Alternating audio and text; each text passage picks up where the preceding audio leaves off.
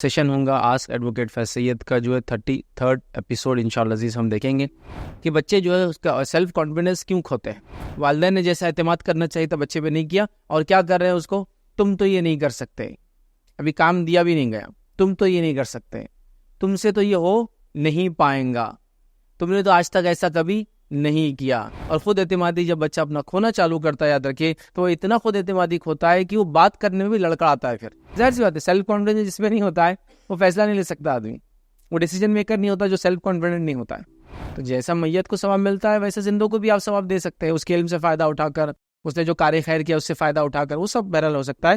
ایک آدمی نے آپ سے عطر خریدا, اسپرے مارا اور جا کے زنا کیا, آپ ذمہ دار نہیں, آپ نے عطر. لیکن آپ اگر یہ بول رہے یہ عطر لینے سے عورتیں آپ پر فدا ہو جائیں گی, کوئی بھی تو لے جائیے, ماری اور زنا کیجیے, تو اب آپ گناہ کے اندر شامل ہیں. سیکولرزم یہ یورپ میں شروع ہوتا اور بالخصوص فرینچ ریولوشن کے بعد شروع ہوا تھا, جس میں یہ ڈیمانڈ کی گئی تھی کہ ریلیجن کو, پیپسی کو, ریلیجس لیڈرشپ کو پولیٹیکل لیڈرشپ سے الگ کیا جائے. انڈین سیکولرزم کا معنی کیا ہے؟ انڈیا میں جب ہم بولتے ہیں ہم سیکولر کنٹری یا میں سیکولر آدمی ہوں, اس کا معنی ہے کہ اسٹیٹ کا کوئی ریلیجن نہیں ہوگا, لیکن اسٹیٹ ریلیجس لوگوں کو نہیں روکیں گا کچھ کرنے سے, لیکن اسٹیٹ کا کوئی ریلیجن نہیں ہوگا. لبرلزم کیا ہے؟ سب کو لیبرٹی رہیں گی, آزادی رہیں گی اپنی اپنی چیزیں پوزیس کرنے کی, اپنے اپنے ڈھنگ سے کام کرنے کی, اپنے اپنے چیزیں کا, مطلب اسٹیٹ اتنا زیادہ امپوز نہیں کرے گا کسی اس کے سبجیکٹس پر, رہنے والوں پر, سٹیزنس پر, کہ وہ بندے ہوئے ہو جائے, تو ان کو آزادی ملنا چاہیے. سو کہتے لبرلزم.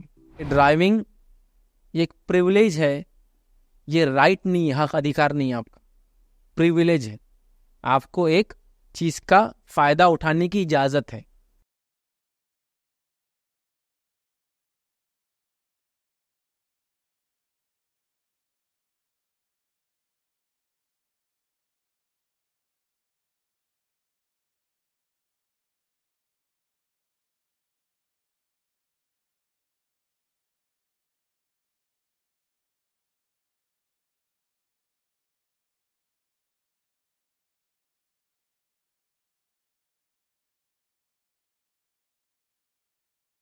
بسم اللہ الرحمن الرحیم. الحمد للہ رب العالمین والصلاة والسلام علی رسولہ الکریم وعلی آلہ واصحابہ اجمعین.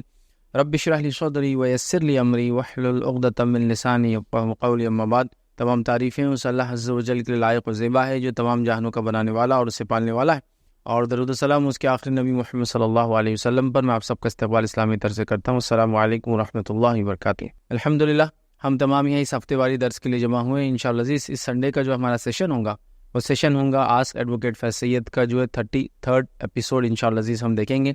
33واں ایپیسوڈ انشاءاللہ عزیز یہ رہے گا, اور جو سوالات آن لائن لوگوں نے پوچھے ہیں, اور اس کے ساتھ ساتھ وہ سوالات جو انٹرنیٹ کے تھرو اور دیگر سوشل میڈیا کے تھرو ہم تک آئے ہیں, اور آپ لوگ جو اس سیشن میں لائیو ہوتے ہیں وہ لوگ بھی اپنا جو ہے سوال کر سکتے ہیں. گزارش کروں گا جو خواتین اوپر موجود ہیں وہ اپنا سوال جلد سے جلد لکھ کر بھیجیں, تاکہ سوالات کے اعتبار سے درس کا ٹائمنگ وغیرہ ایڈجسٹ کرنے میں انسان کو آسانی ہوتی ہے. بہرحال آئیے چند سوالات جو آلریڈی آن لائن آئے تھے ہم بس رکھیں, ان سے ہم شروعات کرتے ہیں. کسی نے ایک سوال کیا تھا کہ میری والدہ کا میرے ساتھ بہت ہی برا رویہ تھا, اسی رویے کی وجہ سے مجھ میں خود اعتمادی ختم ہو گئی, جو بھی کام کرتی ہوں اس میں نقصان کر بیٹھتی ہوں, میرے اندر قوت فیصلہ بھی نہیں ہے. میری اب شادی ہو چکی ہے اور مجھے اللہ تعالیٰ نے بیٹی عطا کی ہے. میں چاہتی ہوں کہ میں اپنی بیٹی کے ساتھ ایسا نہ کروں جو میرے ساتھ ہوا ہے. مجھے نصیحت کرے کہ میں کیا کروں. دیکھیے سوال آیا ہے اور اس میں دو مسئلے بتائے گئے. ایک خاتون ہے, جب وہ چھوٹی تھی, لڑکی تھی, بچی تھی, تو تب ان کی والدہ نے, ان کا کہنا ان کے ساتھ اچھا رویہ نہیں تھا, جس رویے کی وجہ سے انہوں نے خود اعتمادی کھو دی. مطلب ماں کے رویے میں ایسی کچھ باتیں تھیں جس سے انسان کا کانفیڈنس, جس کو کہتے ہیں خود اعتمادی, کانفیڈنس لیول ان کا پورا ختم ہو گیا, اور اب جو بھی کام وہ کرتے ہیں اس میں نقصان ہوتا ہے ان کو. دوسرا وہ کہہ رہے ہیں کہ فیصلہ لینے میں کوئی ان کی صلاحیت نہیں رہی, مطلب وہ ڈیسیجن میکر نہیں رہے, کیونکہ خود اعتمادی ختم ہوگی, والدہ کا رویہ اچھا نہیں تھا. اب وہ کہہ رہے ہیں ان کی شادی ہو چکی ہے اور ان کو ایک بچی ہے, اور وہ چاہتے ہیں کہ ایسا اس کے ساتھ نہ ہو, تو وہ کیا کرے. تو دیکھیے کوشچن ایک پرٹیکولر ایشو کا ہے جو کہ ایک لیڈی کی طرف سے, خاتون کی طرف سے آیا ہے, اور ان کے سوال ہے کہ ان کے ساتھ ایسا ہوا جو ایک خاتون نے کیا, ان کی والدہ نے, اب وہ ایک خاتون کی تربیت جو بچی ان کی کیسے کرے. تو اس کو ہم ایسا نہ کرتے, اس کو ایک جنرل کر دیتے ہیں کہ ایک بچہ ہے جس کے ساتھ اس کے والدین نے, چاہے ماں ہو چاہے باپ ہو, انہوں نے ایسا سلوک کیا کہ اس کی خود اعتمادی کھو گئی. اب خود اعتمادی کھونے کے بعد اب وہ بچہ بڑا ہو رہا ہے, چاہے لڑکا ہو چاہے لڑکی ہو, اب اس میں کانفیڈنس بھی نہیں ہے، سیلف کانفیڈنس، اس کے ساتھ ساتھ ڈیسیجن میکنگ پاور بھی نہیں ہے اس کے اندر، اور وہ اس وجہ سے اپنے لائف میں مطلب میزریبل لائف جی رہا ہے، اور وہ چاہتا ہے اس کے بچے ایسے نہ کریں. تو اس میں کیا کرنا چاہیے؟ تو دیکھیے ایک جنرل بات یہ ہے کہ بچے جو ہے اس کا سیلف کانفیڈنس کیوں کھوتے ہیں. بچے سیلف کانفیڈنس اس لیے کھوتے، یاد رکھیے کہ ان کے والدین ان کے اوپر بھروسہ نہیں کرتے. اعتماد کرنے کا جس کو کہیں گے، جس کو کہتے ہیں جو اعتماد کرنا چاہیے ویسا اعتماد نہیں کرتے. اس کا نتیجہ یہ ہوتا ہے، یاد رکھیے، کہ بچوں کو اور ایسی باتیں ان کے ساتھ کرتے جس کی وجہ سے بچے سیلف کانفیڈنس کھو دیتے ہیں. جیسے مثال کے طور پر والدین نے جیسا اعتماد کرنا چاہیے تھا بچے پہ نہیں کیا، اور کیا کر رہے ہیں اس کو، تم تو یہ نہیں کر سکتے، ابھی کام دیا بھی نہیں گیا، تم تو یہ نہیں کر سکتے، تم سے تو یہ ہو نہیں پائیں گا، تم نے تو آج تک ایسا کبھی نہیں کیا، تم شاید زندگی بھر ایسا نہیں کر سکو گے، چلو کر کے دیکھ لو، آج شاید تم سے ہو جائے، ہے نا. دوسروں کو، بچوں کو دیکھو وہ کیسے آسانی سے یہ کام کر لیتے ہیں. تم کو کیا ہوا، تم یہ کام کیوں نہیں کر سکتے ہو؟ تم بھی تو اتنا کھاتے ہو جتنا دوسرے کھاتے ہیں، پھر تم وہ کیوں نہیں کر سکتے جو دوسرے کرتے ہیں؟ تم کو ہم نے کیا کمی کی کہ جو تم یہ نہیں کر سکتے ہو؟ تو گویا اس کو جو کنٹینیوسلی نیگیٹو باتیں اس کے بارے میں سوچتے ہیں، اور سوچنے کے ساتھ ساتھ اگر نہیں بھی سوچتے تو جو بولتے ہیں اس بولنے کی وجہ سے بچہ اپنا خود اعتمادی کھونا چالو کر دیتا ہے. اور خود اعتمادی جب بچہ اپنا کھونا چالو کرتا ہے، یاد رکھیے، تو وہ اتنا خود اعتمادی کھوتا ہے کہ وہ بات کرنے میں بھی لڑکڑاتا ہے، پھر 2 بار 3 بار جملوں کو دہرائیں گا. ریزن کہ اس کو ڈر لگتا ہے کہ اب جو بات بولا وہ بات صحیح ہے نہیں ہے. اس کے بعد کام کرنے میں تو سمجھو پورا ہی وہ جس کو کہیں گے بیکار ہو جائیں گا. ریزن کہ اس کو سب لوگ کہہ رہے ہیں کہ تو یہ نہیں کر سکتا، تیرے سے نہیں ہوں گا. اور سب سے خطرناک بات یہ ہے کہ اس کے سب سے قریبی لوگ یہ بول رہے ہیں. اگر یہ پڑوسی اڑوسی یہ وہ آس پاس کے لوگ بولتے تو اس کو اتنا فرق نہیں پڑتا. وہ آتا اور اپنے گھر والوں سے پوچھتا، امی ابو میرے کو ایسا، انہوں نے فلاں بھائی نے ایسا بولے، فلاں بہن نے ایسا بولے، فلاں پڑوسی نے ایسا بولے، فلاں انکل نے ایسا بولے. اور آپ اس کو یہ بولتے، بیٹا انہوں نے جو بولے وہ صحیح نہیں ہے، تم کر سکتے ہو، تم آگے بڑھو بیٹا، یہ کام تم کو تو کرنا ہے، تم نہیں تو کون کرو گے. تو اس کا خود اعتمادی سیلف کانفیڈنس واپس ریسٹور ہو جاتا جو جاتا. لیکن ابھی مسئلہ ہے کہ ماں ہی سیلف کانفیڈنس اس کا ختم کری. ماں کا رویہ بچوں کے ساتھ برا ہے، جس کے نتیجے میں بچے نے اپنا سیلف کانفیڈنس خود اعتمادی مکمل طور سے کھو دیے. تو وہ کیوں کھو دیے؟ کہ ماں کا ایک تو نیگیٹو تھاٹ یا باپ کا نیگیٹو تھاٹ بچوں کے لیے، اور ساتھ میں نیگیٹو کمنٹس، جس کے نتیجے میں بچے کو پورا ہم ذہنی طور سے برباد کر دیتے ہیں. اب وہ کوئی کام کر سکتا ہے پرفیکٹلی، تو آپ دیکھیں گے جو کام وہ پرفیکٹلی بھی کر سکتا ہے اس کو بھی نہیں کر پاتا ہے. مثال سمجھو ایک پین ہے، اس کو ڈھکن لگانا ہے تو اس میں بھی وہ تر کانپیں گا. ریزن اس کو لگے گا میں یہاں بھی کچھ گڑبڑ کروں گا، میرے سے یہ چیزیں برابر سے نہیں ہو پائیں گی. ریزن کہ اس نے اتنے نیگیٹو کمنٹس لوگوں سے سن لیا تھا. بہت ہی مضبوط قسم کے اگر کوئی بچے ہو تو شاید اس ٹراما کو، اس نقصان کو برداشت کر پائے، ورنہ اکثر بچے اپنے سیلف کانفیڈنس کھو دیں گے. تو میں کیا کہوں گا، بچوں میں کانفیڈنس لائے، پیدا کرے، اور ان کو بڑھاوا دے اس چیز کی طرف. اور جب آپ بڑھاوا دیں گے، وہ کانفیڈنس کو ریسٹور کریں گے. جو کام وہ نہیں بھی کر سکتا اس کو بڑھاوا دے. بچہ ہے ایک جگہ چلنا چاہ رہا ہے اور ڈر رہا ہے، اور اس کو آپ بولے بیٹا آؤ، کچھ نہیں ہوگا انشاءاللہ، آؤ آؤ، اعتماد کرو اللہ تعالیٰ پہ، آؤ بھروسہ کر ابو پہ، آؤ بھروسہ کر مما پہ، اور آگے بڑھو. نہیں وہ ایسا بول رہے تھے، انکل ایسا بول رہے تھے، ہم کو ڈر لگ رہا، نہیں کچھ نہیں ہوگا، آپ چلو، دنیا میں ایسی ہوتا ہے. دیکھو ہاتھ لگاؤ، اس کو نہیں ڈرو مت، ہاتھ لگاؤ، آپ کر سکتے ہو. یہ طریقہ ہے. اب کیا ہو رہا ہے، تم تو نہیں کر سکتے، تم تو کبھی ہاتھ مت لگاؤ، تم سے کبھی ہو پایا ہے کہ جو آج تم کر پاؤ گے؟ ہاں آج تک تو تم نے کبھی سے نہیں کیا، تو کل کیا تم کر پاؤ گے؟ اب تک تو تم سے کوئی اچھا نہیں ہو، آپ کیا اچھا ہوں گا تم سے؟ فلاں مت کرو، مت ہاتھ لگاؤ، تم گرا دیتے ہو، تم پڑا دیتے ہو. یہ کرنے بازو والے انکل کے بچے کو دیکھو، فلاں کو دیکھو، تو اس سے اس کا سیلف کانفیڈنس چور ہو جاتا ہے. عام زبان میں کہیں گے پارا ہو جاتا ہے، ٹکڑے ہو جاتا ہے. تو آپ کو اس کو موٹیویٹ کرنا ہے، بڑھانا ہے. جب دنیا اس کو کہیں گی تم نہیں کر سکتے تو آپ کو اس کو موٹیویٹ کرنا، ہاں تم ہی کر سکتے ہو بیٹا. اور جب یہ والدین کریں گے نا تو ویسے بچے پھر نظر آئیں گے. اب سیلف کانفیڈنس تو کھو دیا. سیکنڈ یہ ہوتا ہے، انہوں نے کہا کہ فیصلہ لینے کی قوت بھی چلے گی. ظاہر سی بات ہے، سیلف کانفیڈنس جس میں نہیں ہوتا ہے وہ فیصلہ نہیں لے سکتا آدمی. وہ ڈیسیجن میکر نہیں ہوتا جو سیلف کانفیڈنٹ نہیں ہوتا ہے. اب ایک آدمی جس کو اپنے آپ پر اعتماد نہیں، وہ فیصلہ کیسا لیں گے کوئی چیز کا؟ تو یہ دونوں کا ریلیشن ایک دوسرے سے ہے. سیلف کانفیڈنس بوسٹ ہوگا تو فیصلہ لینے کی طاقت بھی آٹومیٹیکلی بوسٹ ہوتی چلی جاتی ہے. یاد رکھیے. اور والدین کا کام ہے بچوں کو فیصلہ لینے دے، بچوں کو فیصلہ لینے سکھائے، بچوں کے صحیح غلط فیصلے کے اوپر کمنٹس دے کے ان کی اصلاح کرے، ان کو بتائے کہ ایسے سچویشن میں کیسے فیصلے لینا، ویسے سچویشن میں کیسے فیصلے لینا. ہمارا معاملہ ہے کہ ہم کو سمجھاتے نہیں ہیں. پلس ایک ماں کا یہ کہنا، سیلف کانفیڈنس ایک لڑکی کا توڑ دینا بہت ہی ڈینجر ہے. یاد رکھیے، آلریڈی لڑکیوں کے تعلق سے سماج میں ہم دیکھتے برائیاں زیادہ پائی جاتی ہے، ان کے خلاف کرائمز زیادہ کیے جاتے ہیں، ان کو بہت زیادہ ٹارگٹ کیا جاتا ہے، اور اس پر ایک لڑکی کا اعتماد بھی نہیں اور اس میں فیصلہ لینے کی طاقت بھی نہیں. اب تو آپ نے ایک سمجھے نا، ایک جنس کو برباد کرنے کا پورا سرمایہ سامان جمع کر دیا. ویسے تو ایک لڑکے کے ساتھ بھی اس کا سیلف کانفیڈنس اور اس کا فیصلہ لینے کی طاقت ختم کر دی جائے تو پھر اس میں کیا بچا؟ پھر لڑکیوں میں تو اور ضروری ہے جلدی فیصلہ لینا، حالات کے اعتبار سے فیصلہ لینا، اور صبر کرنا، بہت ساری چیزیں. تو بہرحال میں والدین سے گزارش کروں گا اپنے بچوں کو موٹیویٹ کرے، اپنے اچھے کلام سے موٹیویٹ کرے، اپنی اچھی سوچ سے موٹیویٹ کرے. اور جب اچھے کلام اور سوچ سے لوگ موٹیویٹ کرتے ہیں، ہم نے دیکھا وہ بچے جو مند بدھی کہلاتے ہیں، وہ بچے جو مینٹلی ویک ہوتے ہیں، وہ بچے جو ڈفرینٹلی ایبل ہوتے ہیں جن کو ہم کہتے ہیں، وہ بچے بھی کارنامے انجام دیتے ہیں. اندھے کرکٹ میچ کھیل لیتے ہیں، لنگڑے میدان میں بھاگ لیتے ہیں، بغیر پیر اور ہاتھ کی سوئمنگ کر لیتے ہیں. دیکھو نا آپ، دنیا میں مثالیں ہیں نا. پیر نہیں ہے، پروستھیٹک لیگ لگا ہوا ہے اور رننگ میں پارٹ لے رہا ہے. جن لوگوں کو اپنگ ہوتے ہیں ان کی بھی ریسز ہوتی ہے. اندھے اور کرکٹ کھیل رہے ہیں، وہ بال جو بچتے ہیں اس کے اندر ڈال کے دیکھو گے آپ نے. تو یہ ہوتا ہے جب آپ سیلف کانفیڈنس بوسٹ کر دیتے ہیں تو اندھے بھی دیکھنے لگ جاتے ہیں بغیر آنکھوں کے، لنگڑے بھی چلنے اور بھاگنے لگ جاتے ہیں بغیر پیروں کے، اور ہاتھ پیر کے بغیر بھی لوگ تیرتے ہیں، گاڑیاں چلاتے ہیں اور دنیا میں کارنامے انجام دیتے ہیں. یہ کب ہوتا ہے؟ جب آس پاس کے لوگ ان کو بڑھاوا دیتے ہیں، اور سب سے پہلے والدین. ابھی والدین نے کمر توڑ دی بچی کی بول کے کہ تم نہیں کر سکتے ہو، تم سے تو نہیں ہو پائیں گا. سیلف کانفیڈنس، اس کا مورال سب برباد ہو گیا. اب ڈیسیژن میکنگ کی اس میں صلاحیت نہیں ہے. تو میں آپ سے گزارش کروں گا جو آپ کے ساتھ ہوا وہ ہوا. اب بچی کے ساتھ یا اس بچے کے ساتھ آپ کی جو ہوں گی، آپ ان کے ساتھ کبھی بھی ایسا سلوک نہ کریں جو آپ کے ساتھ ہوا، ورنہ ان کا بھی اگر سیلف کانفیڈنس ٹوٹ جائے گا، ان کو بھی جب فیصلہ لینے والا نہیں بنائیں گے، ڈیسیژن میکر نہیں بنائیں گے، تو یہ گھر اور سماج کیسے چلے گا. اور والدین سے گزارش کروں گا بچوں کے ساتھ ایسا اپنے لائف میں کبھی نہ کرے. سب سے زیادہ کمزور بچوں کو بھی آپ اتنا موٹیویٹ کریں کہ آپ کی اس موٹیویشن کی وجہ سے وہ دنیا میں بڑے بڑے کارنامے کرنے کے لائق بن جائے. یاد رکھیے. اور ماں کا کردار اس میں سب سے اہم ہے، چونکہ یہاں اس سوال میں ایک ماں نے اپنی بچی کا کانفیڈنس توڑا اور اس کو فیصلہ لینے کی صلاحیت پیدا ہونے نہ دی اس کے اندر. ماں تو وہ ہوتی ہے، یاد رکھیے، جب پورا سماج، پورا گھر، خاندان، یہاں تک کہ سب سے نیئر اینڈ ڈیئر بھی کسی کا حوصلہ توڑ دیتے ہیں. ایک مثال دیتا ہوں، لڑکی ہے تو لڑکی کی مثال دیتا ہوں. ایک لڑکی ہے جس کا کلر کم ہے، ہمارے سماج میں اس کی کیا اہمیت ہے آپ سب جانتے ہیں. ہم یوروپ کی بات نہیں کر رہے، ہم گلف کی بات نہیں کر رہے، جہاں لڑکی کا لڑکی ہونا اور بااخلاق ہونا ہی کافی ہوتا ہے. یہاں ہر چیز دیکھی جا رہی ہے، ہائٹ، ہیلتھ، ویٹ، کلر، ہر دنیا ہے. اب ایسے سچویشن کے اندر یہ لڑکی ہے جس کا کلر کم ہے اور اس کو دنیا کے اطراف کے لوگ کیا کر رہے، کیسا ہوگا تو آپ کی بچی کا، یہ ٹونٹ دے رہے، یہ کمنٹ دے رہے. یا چلو اس سے بھی اور نزدیک کے لوگ، اس کی پھوپھی اور اس کی دادی تک اس کے خلاف، کیسی پیدا کر دی ہے یہ.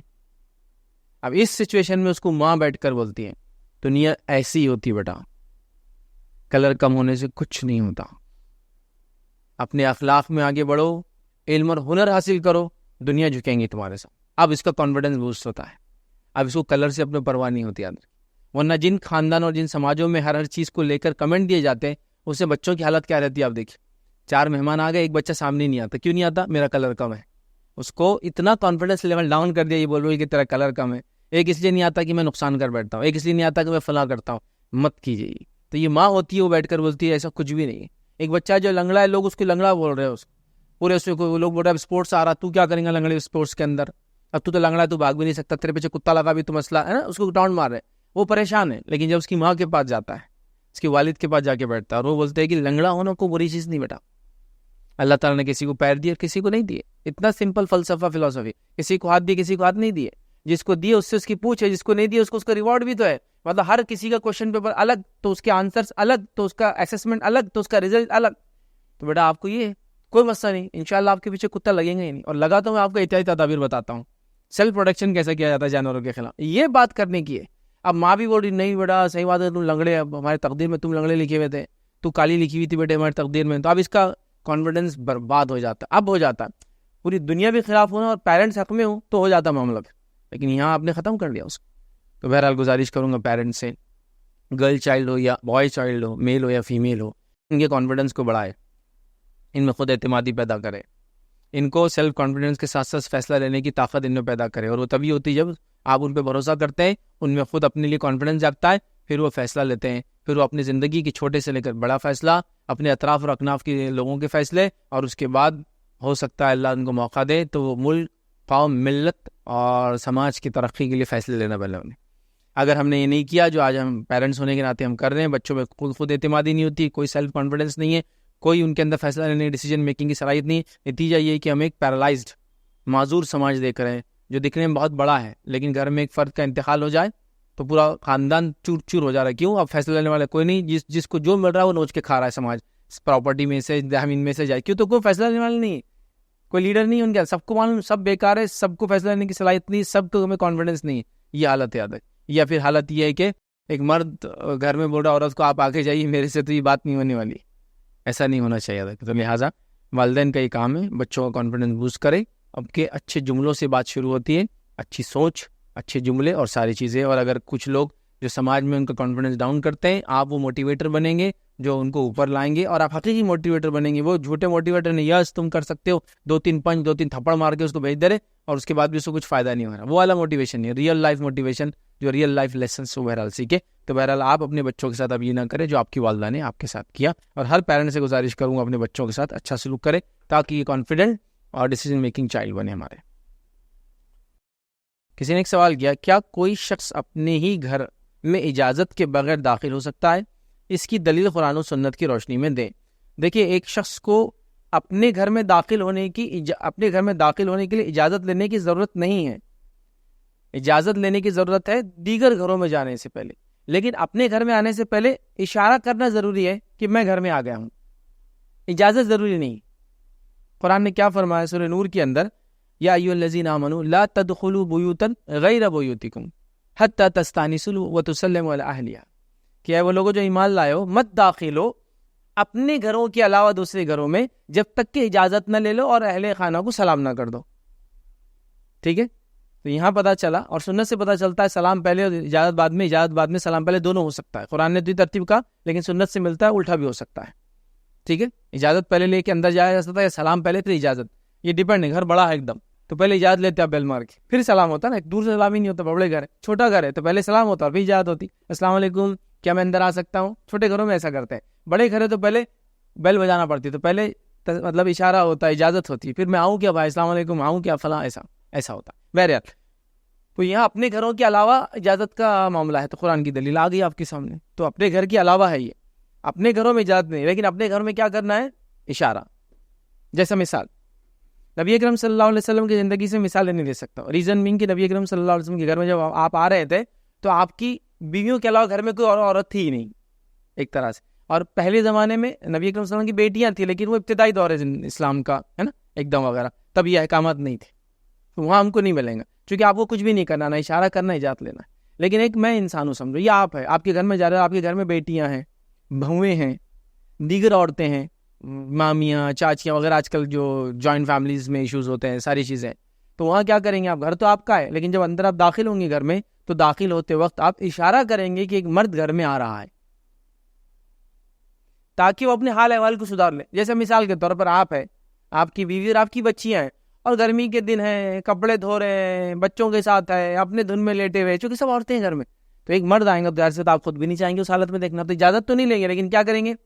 السلام علیکم، گھر میں آتے ہو گیا اشارہ، تو سب بھاگنا چالو، ادھر ادھر دوپٹہ لے لو، یہ کر لو، وہ کر لو، اپنا حال احوال کو بحال جما لو، یہ کر لو. ایسے سوال آپ گھر میں جا رہے، بہویں گھر کے اندر ہے، آپ اندر داخل ہوئے، آپ نے سلام دستک، آپ اشارہ کریں گے، سلام کر دیا آپ نے، ہو گیا. پرمیشن نہیں ہے، اپنے گھر میں پرمیشن نہیں لگتی انسان میں. اور اپنے گھر سے مراد وہ گھر جہاں وہ رہتا ہے یا وہ گھر جہاں اس کے آنے کی امید ہے. جیسے ایک انسان ہے، اس کا ایک گھر ہے، ایک انسان ہے، اس کے والد کی 4 گھر ہے، چاروں گھروں میں امید ہے وہ آ سکتا ہے، کوئی ایک گھر میں رہتا ہے. وہ ایک والد ہے، اس کی جو ہے 2-3 جو ہے بیویاں ہوتا ہے، بچے کو 2-3 ماں ہے، ہر جگہ ایکسپیکٹڈ ہے کہ وہ جا سکتا ہے، لیکن رہیں گا کسی ایک گھر میں. تو جہاں ایکسپیکٹڈ ہے وہاں بھی، اور جہاں رہتے وہ آپ کے گھر کہلاتے ہیں. جیسے ایک اس میں ہوتے ہیں نا، ایک شہر ہے، میرے 2 گھر ہے، ایک جگہ میں رہتا ہوں، ایک جگہ ایکسپیکٹڈ ہوں، کبھی بھی آ سکتا ہوں، اسی کا گھر ہے. وہ اجازت نہیں ہوتی ہے، کیا ہوتا ہے؟ اشارہ ہوتا. ہاں، اجازت صرف دستک وغیرہ دینا تب ہوگا جب دروازہ بند ہے، تو ظاہر سی بات ہے آپ کے گھر کا بھی دروازہ تو آپ دستک دیں گے، اشارہ ہو گئے، پرمیشن آپ نے لے لی. لیکن کبھی گھر کھلا ہوتا ہے، تو لہٰذا پرمیشن اپنے گھروں کے لیے نہیں ہے، اشارہ کرنا ضروری ہے، اور دوسروں گھروں میں پرمیشن لینا ہے، اس کے بغیر داخل نہیں ہونا ہے، یاد رکھیے. کسی نے سوال کیا، میں اپنے بچپن میں بہت روتا تھا، اس لیے میرے والدین مجھے سلیپنگ ٹانکس پلاتے تھے، اور انہوں نے یہاں تک بتایا کہ وہ مجھ پر نشے والی چیزوں کا بھی استعمال کیا کرتے تھے. یہ کہاں تک درست ہے اور اب مجھے کیا کرنا ہوگا؟ دیکھیے، سب سے پہلی چیز، جو والدین نے آپ کے ساتھ سلوک کیا وہ غلط کیا. مطلب بچے کو صرف اس کے رونے کی وجہ سے سلیپنگ ٹانکس پلا دینا، اگر ڈاکٹر ریکمینڈ کر رہا تھا، وہ رونا اس لیول کا تھا کہ اپنی جان کو نقصان پہنچا دے رہا تھا، وہ ایک سیکنڈ کیس ہے. مطلب وہ جس کو کہیں گے نارمل جو چیز نہیں ہے اس سے ہٹ کر بات ہو رہی ہے. لیکن نارمل کنڈیشن کے اندر ایسا نہیں کرنا چاہیے کہ بچہ صرف رو رہا ہے تو آپ اس کو سلیپنگ ٹانک دے سلا دیں. یا کچھ بچے ہوتے ہیں جو سوتے نہیں یاد رکھے, بہت کم سوتے ہیں, پیدائش کے بعد 2 گھنٹے 3 گھنٹے 4 گھنٹے, اور وہ بھی کیسے سوتے معلوم, 1 گھنٹہ صبح, 1 گھنٹہ آدھی رات کو, 1 گھنٹہ دوپہر میں, 1 گھنٹہ شام, اور باقی پورا دن 20 گھنٹے جس میں آپ کو گر رہے ہو. آپ کتنے پریشانی میں آ جاتے ہیں ایسے بچوں کے ساتھ, ہے نا, بہت مشکل جاتا ہے. ٹھیک ہے, تو بھی ان کو آپ ٹونک دے کے نہ سلائے, وہ ان کا نیچرل ویسے ہے, سوائے اس کے کہ ڈاکٹر ریکمینڈ کرے, وہ ایک سیکنڈری کیس ہے, یاد رکھیے, وہ میڈیکلی چیزیں ایشوز ہے, وہ آپ دیکھیں, لیکن یہ ہرگز نہ کرے. تو اب پیرنٹس کیا کرتے ہیں, بچہ تھوڑا سا رہے کہ پلا دیتے ہیں. میں نے تو یہاں تک دیکھا, یہ تو بہرحال چھوڑ دیجیے بچے کا رونا, ماں کو بازار جانا ہے. اور ہم جب چھوٹے تھے, ایک بہت کامن میڈیسن تھی جو شاید آج بھی آتی, فینارگن نام سے آتی تھی. وہ تو ماؤں کی ایسی ہردی لذیذ دوا تھی, بس کی 2 ڈوزوں اس کو کتنا دے رہے تم, 0.3 کا ایک ادھر ہے, اس کو 0.4 دو تو 8 گھنٹے سوئیں گا, رات اچھی گزر جاتی ہے. آج تمہارے, آج وہ تھکے ہوئے اپنی شادی سے آئے, ڈالو اس کے منہ میں ایک دوا کا ڈھکن اور سلا دو اس کو. آپ کو معلوم اننیسیسری بچوں کو ایسی دوائیں دے کے سلانے سے ان کو بہت زیادہ ذہنی نقصان ہو سکتا ہے. اولاً یہ جو میڈیسنس ہوتے ہیں, جو ہمارے پاس ایلوپیتھک میڈیسن ہم کہتے ہیں, یہ میڈیسنس یاد رکھے, زمین سے چیزوں کو سیدھا معدنیات کو نکال کر اس کو اپنی پیورسٹ فارم میں نکالا گیا اور آپ کے منہ میں ٹھوس دیا گیا. یہ باڈی کے لیے ایکسیپٹڈ چیزیں نہیں, یاد رکھیے. تو یہ ہونا نہیں چاہیے کہ آپ اس کو روش روٹین بنا دیں کہ ان چیزوں کو کھائے روپیے. کچھ چیزیں ہوتی ہیں جو نیچر سے آتی ہے, جو جس کو کہتے ہیں قدرت کے اندر ہوتی ہے, ان چیزوں کا وہ ایفیکٹ نہیں ہوتا ہے, بیڈ ایفیکٹ جس کو کہیں گے, برا اثر ہوتا ہے ان کا, اتنا نہیں ہوتا خطرناک جتنا ان دواؤں کا ہوتا ہے. وہ آپ اٹھائے اور دے دیتے تھے, کامن. بلکہ ایسا تھا, ماؤں کے اندر بات چیت چلتی تھی عورتوں کے اندر, تم کیا دے رہے سلانے کو, تم کیا دے رہے, ارے میں اس کو ساتھ ان کے ابا کو پلا رہی, دونوں سو رہے. یہ معاملہ چل رہا تھا. تو آپ بچے کو کیا کر رہے, وہ پہلے تو روتا تھا بول کے ٹونک پلا رہے ہیں. اگر یہ رونا اس لیول کا نہیں تھا جسے ڈاکٹر ریکمینڈ کرے پلانا, تو آپ نے یہ کیا نا, پرسنل غلط کیا پیرنٹس نے. سیکنڈ یہ ہے کہ اس کے علاوہ نشہ بھی دیا اس کو, سویا نہیں تو وہ کیا نشے دار چیزیں بھی دے دی. اب نشے دار چیزوں میں کیا ہوتا تھا, پہلے زمانے میں کیا ہوتا تھا بتا تھا آپ کو, جب بچے سوتے نہیں تھے تو وہ کیا کرتے تھے, خشخش کے بونڈے لاتے تھے. مان لو خشخش کا جو بونڈا ہوتا ہے نیچے کا, یاد رکھیے, خشخش وہ بونڈے کے اوپر خشخش لگتی ہے بیچ میں, اور اس کے بیچ میں افیم نکلتا ہے, افیم اسی میں سے نکلتا ہے. یاد رکھیے, خشخش افیم کا بائی پروڈکٹ ہے, اس لیے خشخش اگانے کی پرمیشن ہر جگہ نہیں ہوتی. کتنی مہنگی ہوگی نا, چونکہ بہت کم جگہ اس کا لائسنس ہوتا ہے اگانے کا, تو اس کے بونڈے ابالتے تھے. اور اسی لیے ہمارے میاں بھائی بھی نان خلیہ کھانے کے بعد کیا حال ہوتا پھر, بس اب سونے کا دل ہو رہا ہے, کیسی ٹائٹ ہوتی ہے نا. خشخش ایکچولی بائی پروڈکٹ, اس سے نیند آتی ہے, وہ افیم کا بائی پروڈکٹ. ٹھیک ہے, تو لہٰذا وہ اس کے بونڈے ابالتے تھے اور بچوں کو پلا دیتے تھے. لیکن وہ ایکسٹریم کیسز میں, جب وہ تکلیف ہوتی تھی, کچھ ان کو علاج کیا جاتا تھا, ختنہ وغیرہ ہوتی تھی, تب ایسے تکلیف ہے, گر گیا, تب کوئی الٹرنیٹ نہیں تھا اس زمانے میں, یہ سب تو کرتے تھے. اب اس کے بعد کے دور میں کیا کیے لوگوں نے معلوم کو, فلموں کا اثر. فلموں میں جو ایک ہیرو رہتا, اس کا برا باپ رہتا, وہ کیا کرتا, لیتا ہاتھ میں ایک بوٹل اٹھاتا شراب کی, کچھ حصہ ڈالتا اور پلا دیتا, یہ ٹن ہو کے پڑا دیتا, زخام آئے دے دو اس کو ایک ڈھکن پلا دو فلاں, یہ بھی کرتے ہیں. تو ان کو نشہ بھی دے دیا, تو نشے سے مراد جو بھی بہرحال اس نشے تھے وہ تھا, وہ بھی پلا دیا گیا. نشہ اگر آپ کی والدہ نے آپ کو پلاتے تو حرام کام کیا. جب تک وہ دوائیں دی تھی, پرسکرائب تھے تو ٹھیک تھا. نشہ دیا تو حرام کام کیا, گناہ گار بھی ہوئے والدین, آپ نہیں ہوئے, والدین گناہ گار ہوئے. اب سوال اور چیزوں کا استعمال کرتے تھے, یہ کہاں تک درست ہے, درست تو بالکل نہیں تھا, دونوں بھی درست نہیں تھا. ایک تو حرام تھا اور ایک درست نہیں تھا, سوائے ڈاکٹر کے ریکمنڈیشن سے دوا درست تھی, نشہ تو کسی حال میں درست نہیں تھا. اب مجھے کیا کرنا ہوگا, آپ کو کچھ نہیں کرنا ہوگا. اگر آپ کو اس کی عادت ہو گئی تھی تو آپ کو عادت چھوڑنا ہوگا. آج بھی پلاتے ہیں تو آج نہیں پینا ہوگا, ظاہر سی بات آپ بڑے ہو گئے اس لیے سوال کر رہے ہیں, اور آپ کا کوئی گناہ نہیں اس کے اندر, آپ ذمہ دار بھی ان چیزوں کے. لیکن اس سے اگر آپ کو کوئی جسمانی یا ذہنی نقصان ہوا تھا تو والدین اس کے لیے یقیناً ذمہ دار ہے, لیکن آپ ان کو کوسے کاٹے نا اس کے لیے, جو ہو گیا سو ہو گیا, اب کیا کریں گے. لیکن یہ کامن ہوتا ہے. بچوں کا خیال رکھنا, دیکھیے بچوں کا خیال رکھنا اتنا امپورٹنٹ ہے. یاد رکھیے کہ اللہ تعالیٰ نے جو جانور بھی بنائے نا, وہ جانور بھی اپنے بچوں کا اتنا خیال رکھتے ہیں, اور عجیب و غریب ڈھنگ سے خیال رکھتے ہیں. آپ اینیمل کنگڈم کو دیکھ لیں, آپ کو سمجھ میں آ جائیں گے. یہ بات بالکل واضح ہے, بالکل واضح ہے. مطلب ایک ہرن نے ایک بچہ دی, اور وہ تب تک اس کے پاس سے نہیں ہٹتی, حتیٰ کہ شیر بھی آ جائے تو نہیں ہٹے گی جب تک کہ وہ کوشش نہ کرے کہ بھاگے میرے ساتھ. تو یہ اس کی محبت کی علامت. آپ دیکھیے کچھ مچھلیاں ہوتی ہیں, انڈے دیتی ہے مچھلی, تو وہ جو میل رہتا ہے اس کا, وہ انڈوں کو اپنے منہ میں پالتا ہے اور بچے نکال کے وہ کرتا ہے. کچھ جانور بچوں کو پالتے ہیں اور خود مر جاتے ہیں. دیکھا ہوں گا نا, بچوں کو پالتے ہیں خود مر جاتے ہیں. بچوں کی مثال لے لیجیے, اس کے بچے اس کی پیٹ سے نکل جاتے ہیں, جب بڑے ہوتے ہیں پیٹ میں ان کو نکل جاتے ہیں, پیٹ پھاڑ کے نکل جاتے ہیں, ماں مر جاتی ہے. تو اتنا خیال رکھتے ہیں اپنے بچوں کا. کچھ دیکھیے وہ کہ مینڈک وغیرہ، بطخ کو دیکھیے، آپ کہتے بچوں کو لے کے اپنے پڑوں کے اندر، مرغی کو دیکھیے، تو ہر اسپیشیز کے اندر یہ مادہ ہے. لیکن انسان میں کبھی کبھار یہ جس کو کٹھور پن بولتے ہیں، سنگ دلی بولتے ہیں، پتھر دل ہو گیا بولتے، وہ آ جاتی ہے اور اپنے معصوموں کے ساتھ بھی وہ رحم نہیں کرتے ہیں، مارتے ہیں، اس طرح کے ظلم زیادتی کرتے ہیں. اوپر جو سوال آیا تھا ان کا ڈی مورل کر دیتے ہیں، کوستے ہیں، کاٹتے ہیں، اور ایک اچھا انسان بننے سے آڑ بن جاتے ہیں. بہرحال جو ہوا وہ ہوا. آپ اللہ سے دعا کرے اور آگے بڑھ جائے، اور آپ کا اس میں کوئی دوش اور قصور نہیں تھا، اللہ تعالیٰ آپ کے نہیں کریں گے، لیکن والدین سے ضرور اس کی پوچھ ہوں گی کہ انہوں نے اس طرح کا سلوک بچوں کے ساتھ کیوں کیا. جی السلام علیکم. فائز بھائی، آج کل جو فلسطین کو لے کے جو دعائیں ہو رہی، جیسا اورنگ آباد میں ہوئی اور دیگر شہروں میں ہو رہی، تو لوگ جو ہے فرض عبادتوں کو چھوڑ کے یہ جو دعائیں میں شامل ہوتے، تو یہ کس حد تک صحیح ہے؟ سوال آیا کہ فلسطین کے لیے جو دعائیں ہو رہی ہے، دعائیں کس حد تک درست ہے، اسپیشلی جب وہ فرائض بھی چھوڑ دے رہے ہیں اور دعاؤں کے لیے ایک مقام وغیرہ طے کیا جا رہا ہے، لوگ جمع ہو رہے ہیں، تو یہ کس حد تک صحیح ہے؟ تو سب سے پہلی چیز یاد رکھیے، ہم کو نبی اکرم صلی اللہ علیہ وسلم کی زندگی میں ہر چیز کی مثال ملیں گی، ہر چیز کی. دین کے معاملے میں ہم کو کہیں بھی نہیں چھوڑا گیا. مطلب ہم ایسا کہیں گے کہ دین کے معاملے میں اس کی راتیں بھی اتنی روشن ہیں جتنے اس کے دن روشن ہیں. دینی معاملات میں، دینی اعمال کے اندر ہم کو کہیں چھوڑا نہیں گیا کہ ارے یار یہاں جو کہے کر لو، وہاں جو چاہے کر لو. اب کوشچن ہے کیا ہم ایسا کر سکتے ہیں؟ ایک صاحب سوال مجھ سے کسی نے کل کیا تھا کہ چونکہ حالات اس طرح کے چل رہے ہیں کہ نماز استسقاء کے لیے نبی اکرم صلی اللہ علیہ وسلم باہر گئے تھے، تو فلسطین کے لیے دعا کرنے ہم کیوں نہیں جا سکتے ہیں؟ مطلب ایک اس مسئلے کو لے کر اس مسئلے کو ثابت کرنے کی کوشش کی گئی. تو دیکھیے نبی اکرم صلی اللہ علیہ وسلم نے کہاں کیا کرنا ہے بتا دیا. نماز استسقاء کے لیے آپ باہر نکلے، ثابت ہے. نماز استسقاء کے لیے آپ باہر نکلے، ثابت ہے. مطلب بارش کی دعا کرنے کے لیے آپ باہر نکلے، نماز پڑھی اور دعا کی، ثابت ہے، تو ہم بھی کر سکتے ہیں.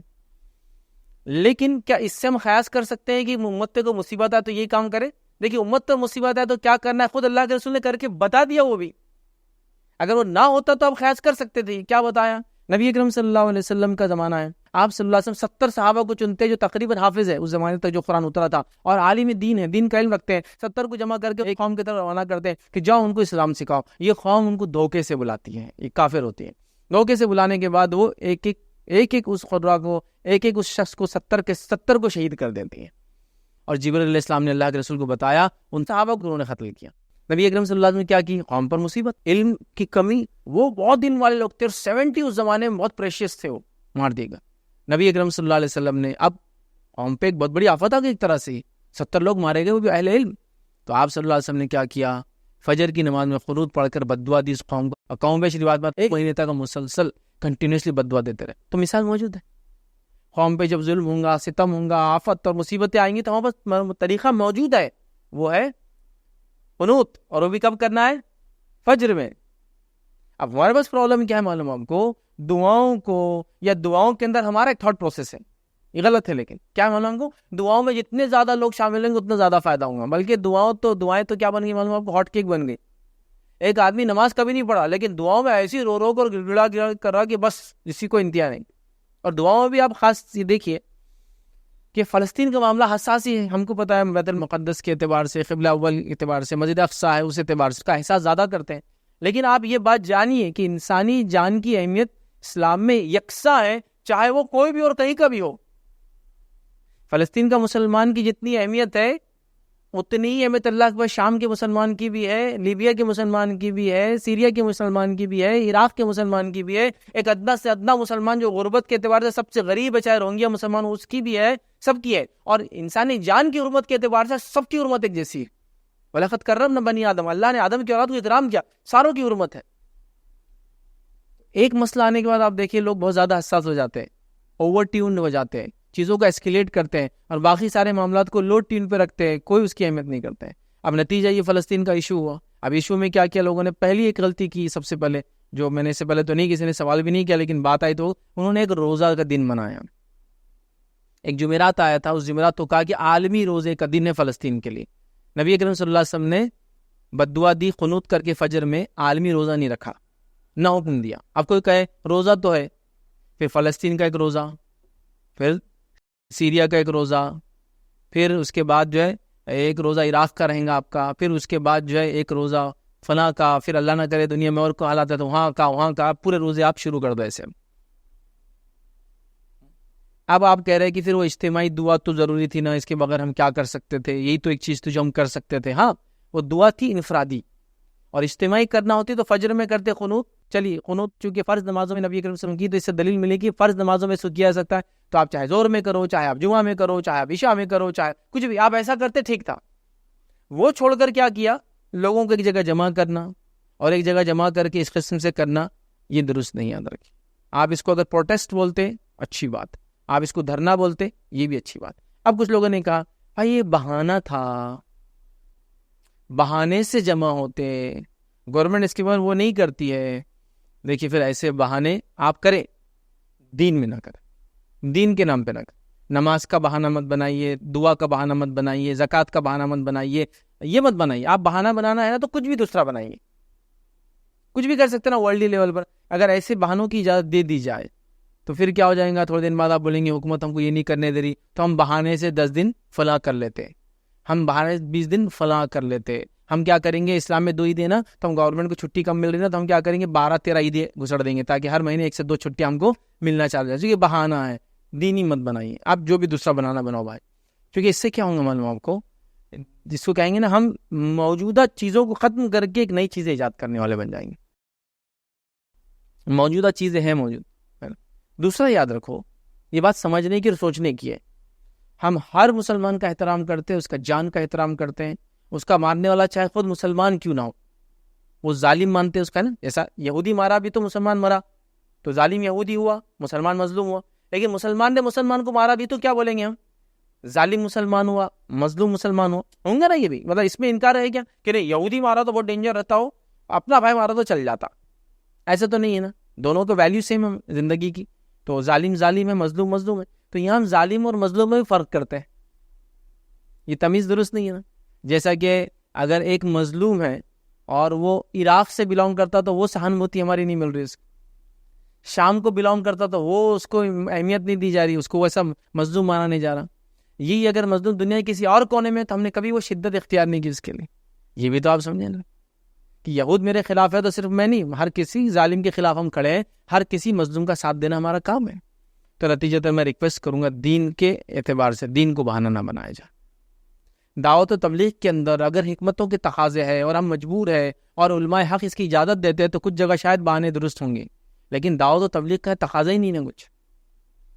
کیا دعوت تبلیغ کا تقاضا تھا اس کے اندر؟ تو میں کہوں گا ایسے بہانے دین کے نام پہ نہ کریں. آپ پیور پروٹیسٹ رکھیں، جو کہ آپ کا فنڈامنٹل رائٹ ہے اس گورنمنٹ کے تحت. آپ پروٹیسٹ رکھیے، آپ ایمبیسیز کو اپروچ کریں، آپ جائیں، وہ سب کریں. دینی اعتبار سے اگر کریں گے تو عالمی روزہ منا لیا آپ نے، اجتماعی دعاؤں کا اہتمام کیا جا رہا ہے کہ لوگ دعا کے نام پہ جمع ہو رہے ہیں، خالی دعا ہو رہی ہے اس میں. نبی اکرم صلی اللہ علیہ وسلم نماز استسقاء کے لیے جمع ہوئے، 2 رکعت نماز پڑھی، دعا کی. نبی اکرم صلی اللہ علیہ وسلم کے زمانے میں امت مسلمہ پہ تکلیف آئی، 70 قرہ کو مارا گیا، آپ نے فجر کے اندر قنوت کیا. حالات موجود ہے، اس کے اندر کیا کرنا ہے طریقہ موجود ہے بھائی. تو پھر آپ کو الگ سے کیا کرنے کی اس کی ضرورت ہے؟ تو یہ سب چیزوں کو سمجھنے کی بہرحال ضرورت ہے. تو ایسا کرنا میں سمجھتا ہوں دینی اعتبار سے درست نہیں ہے. ہم اس سے اجتناب کریں تو ہمارے لیے زیادہ انشاءاللہ فائدہ مند ہوگا. ورنہ ایک چھوٹ ہم کسی کو دیں گے اور لوگ بس پھر اس بولتے ہیں نا تاغے کو ایسا کھینچنا چالو کریں گے کہ پورے کپڑے کو جو ہے تار تار کر دیں گے. پھر آپ نے موقع دے دیا نا. آپ نے دیکھا کبھی کبھار وہ جو کسی کتاب کے اندر ایک بک مارک کے لیے کبھی ایک نائلون کی ریبن آتی ہے اور اس کو نیچے ٹاکا رہتا ہے، اگر آپ نے غلطی سے بھی کھولا نا، ایک سرا پکڑ کے کھینچیں گے تو پورا کھل جاتا اور خالی ریشے بچے رہتے. ویسا حال ہو جائے گا دین کا پھر. تو اس طرح سے ہم نہ کریں. تو ہم پروٹیسٹ رکھیں، میں اس کے خلاف نہیں. ہاں اپنا حق منانے کی بات کریں، میں اس کے خلاف نہیں.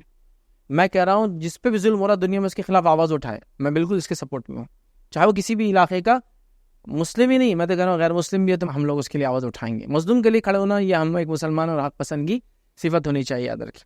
اس لیے کہ پورے دنیا میں جو فلسطین کے لیے لوگ کھڑے ہوئے وہ 100% مسلمان نہیں ہیں. کچھ کنٹریز میں تو مسلمانوں کی تعداد اتنی کم ہے، جسی کو انتہائی پروٹیسٹ کتنے بڑے بڑے ہو رہے ہیں دنیا میں. کیوں ہو رہے؟ اس لیے کہ وہ حق پسند لوگ ہیں اور وہ دیکھ رہے ہیں کہ ایک آدمی نے غازبانہ طور سے ایک ملک کو ہڑپ لیا، اور وہ جب لوگ اپنے ریٹیلیٹ کرتے ہیں تو وہ کہہ رہا ہے یہ ٹیررسٹ ہے. تو یہ سمجھ رہے ہیں آپ بات کو. تو لہٰذا ہم وہ سب چیزیں ہم سمجھ رہے ہیں، بٹ میرا کہنا ہے کہ اس کو پیورلی آپ دنیاوی یا پولیٹیکل بیسس پہ آپ کام کریں. دینی اگر کوئی کام کرنا ہے تو پھر دینی دلیل اس کے لیے چاہیے.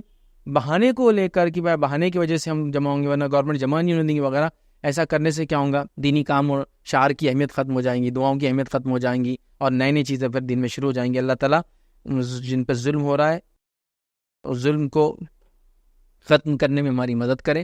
اللہ رب العزت جو ہے ظالم کو اس کے مقام اور اس کے نتیجے تک پہنچائے، اور مسلمانوں کو اس چیز کی تمیز دے، عقل دے کہ وہ اپنے دین کی حفاظت کرے اور دین میں نئی چیزوں میں یا نئی چیزوں میں مطلب اس کو کہیں گے نئی چیزوں یا بدعات کو ایجاد نہ کریں۔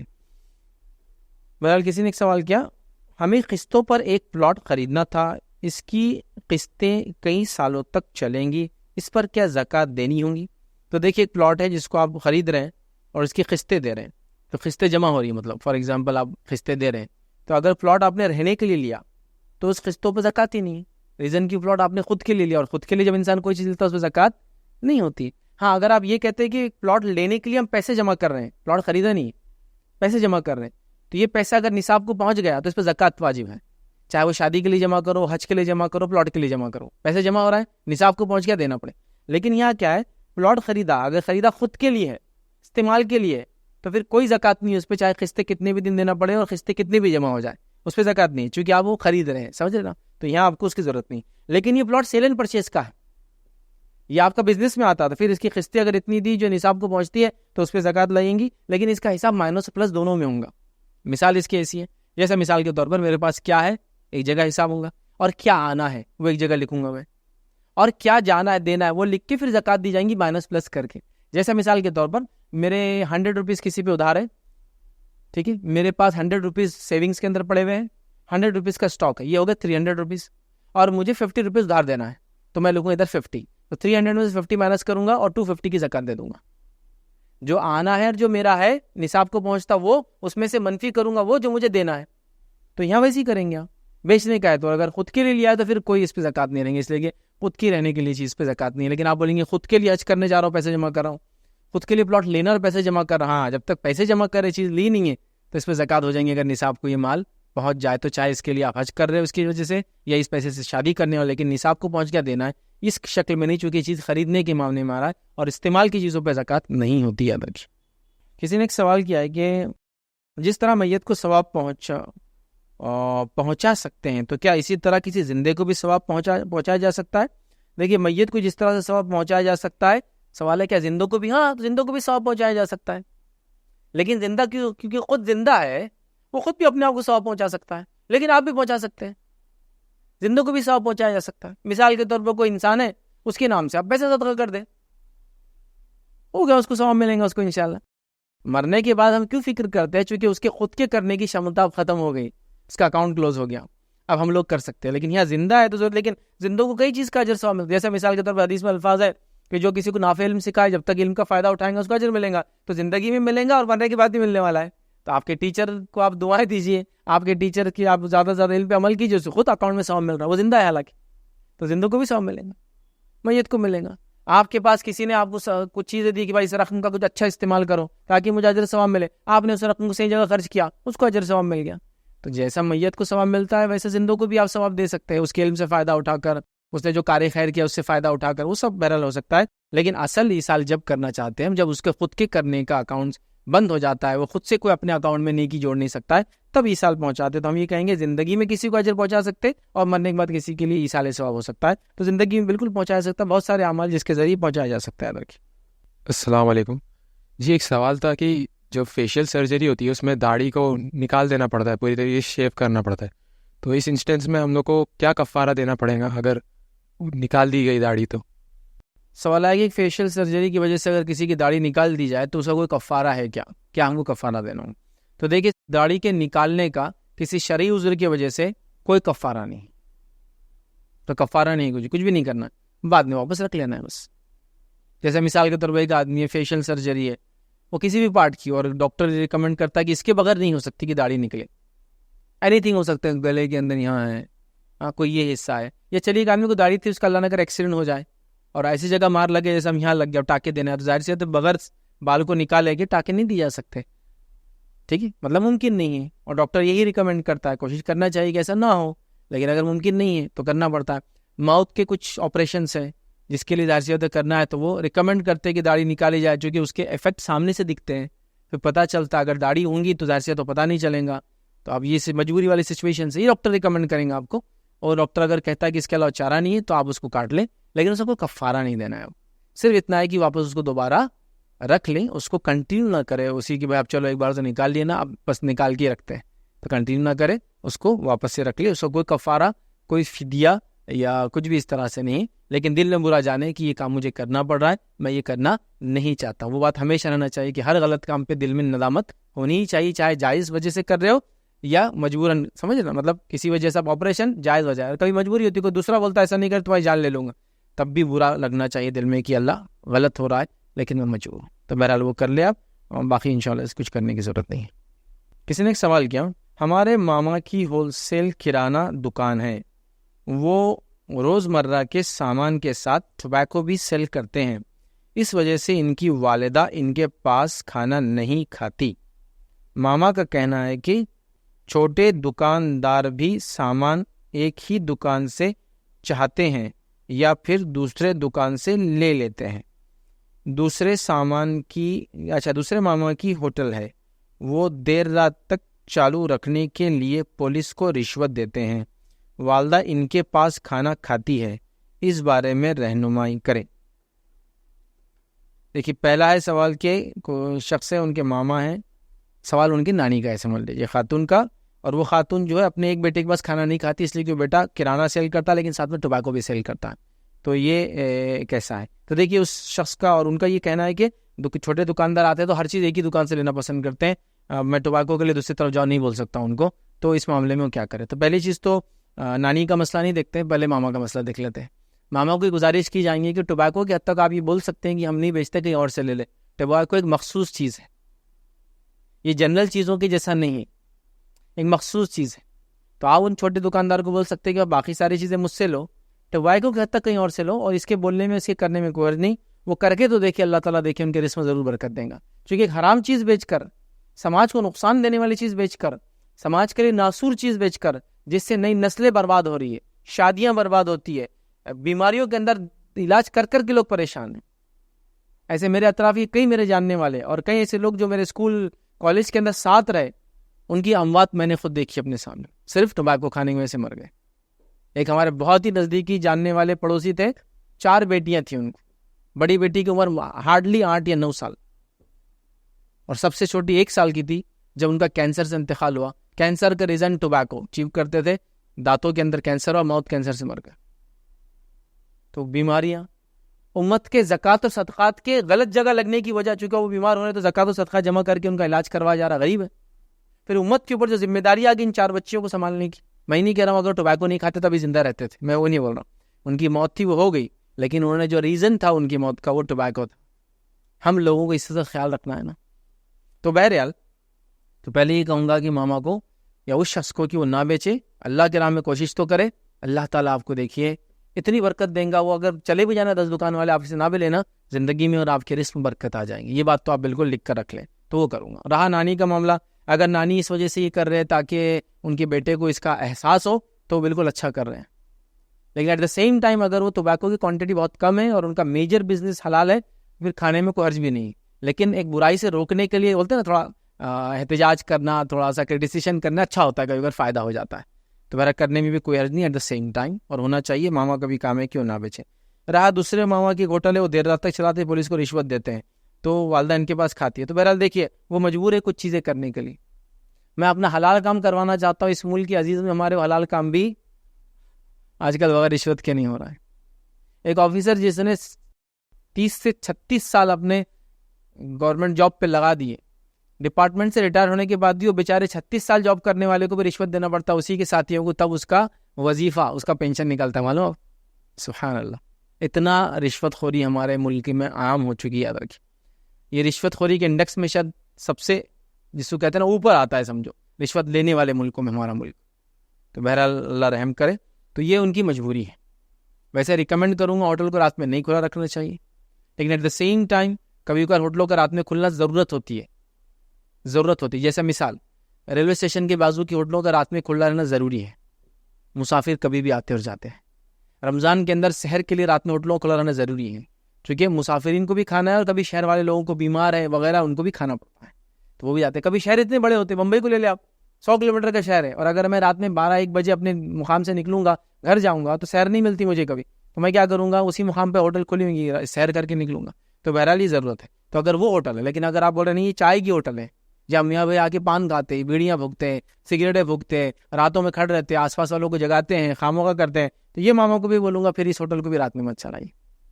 یہ ایسی ہوٹل نہیں ہے جو رات میں چلے، ضرورت نہیں ہے اس کی. مطلب چائے کے بغیر کوئی بولے میں تڑپ کے مر گیا رات میں، کوئی نہیں بول سکتا، ایسا کوئی واقعہ موجود نہیں ہے.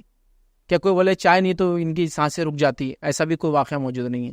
کسی کو سلائن کے بدلے چائے دیے تو ٹائٹ ہو جا رہا، ایسا بھی کوئی واقعہ موجود ہے ادھر، ویسا نہیں ہے. تو یہ وہ چیزوں میں نہیں، کھانا لیکن ضرورت ہے کھانا ہے. تو لہٰذا اگر یہ ان کی بھی یہ ہوٹل ہے میں ریکمینڈ کروں گا نہیں. لیکن اگر کھانے کی ہوٹل ہے اور دیر رات تک لوگ آتے ہیں کھاتے ہیں، ٹھیک ہے، ان کی نیت کچھ اور ہے، لوگ کچھ اور اس سے کر رہے ہیں. بہرحال اب ملک اور وہ شہر آبادیاں اتنی بڑھ گئی، لوگوں کی فکریں ایسی ہو گئی کہ اب ہم اپنی نیت کو دیکھیں ہم کیوں کر رہے ہیں، بس انشاءاللہ یہ کافی رہیں گا. اپنی نیت کو دیکھیں انشاءاللہ یہ کافی رہیں گا. ایک صاحب تھے، انہوں نے ایک اپنے اسٹور کا انوگریشن کرایا. اسٹور تھا برقع اسٹور، برقعے کی دکان کھولی، اور انہوں نے جن لوگوں سے انوگریٹ کرایا وہ سب کے سب بغیر برقعے کے تھے. انوگریشن جن سے ہوا تو میں نے ان سے پوچھا کہ آپ نے برقع اسٹور کا انوگریشن کرایا، بس ایسی کوشچن ہے، میرے دل میں ایک بات تھی، پوچھا تو آپ نے پورے بغیر برقعے والوں کو بلایا انوگریشن کے لیے، لیڈیز کو؟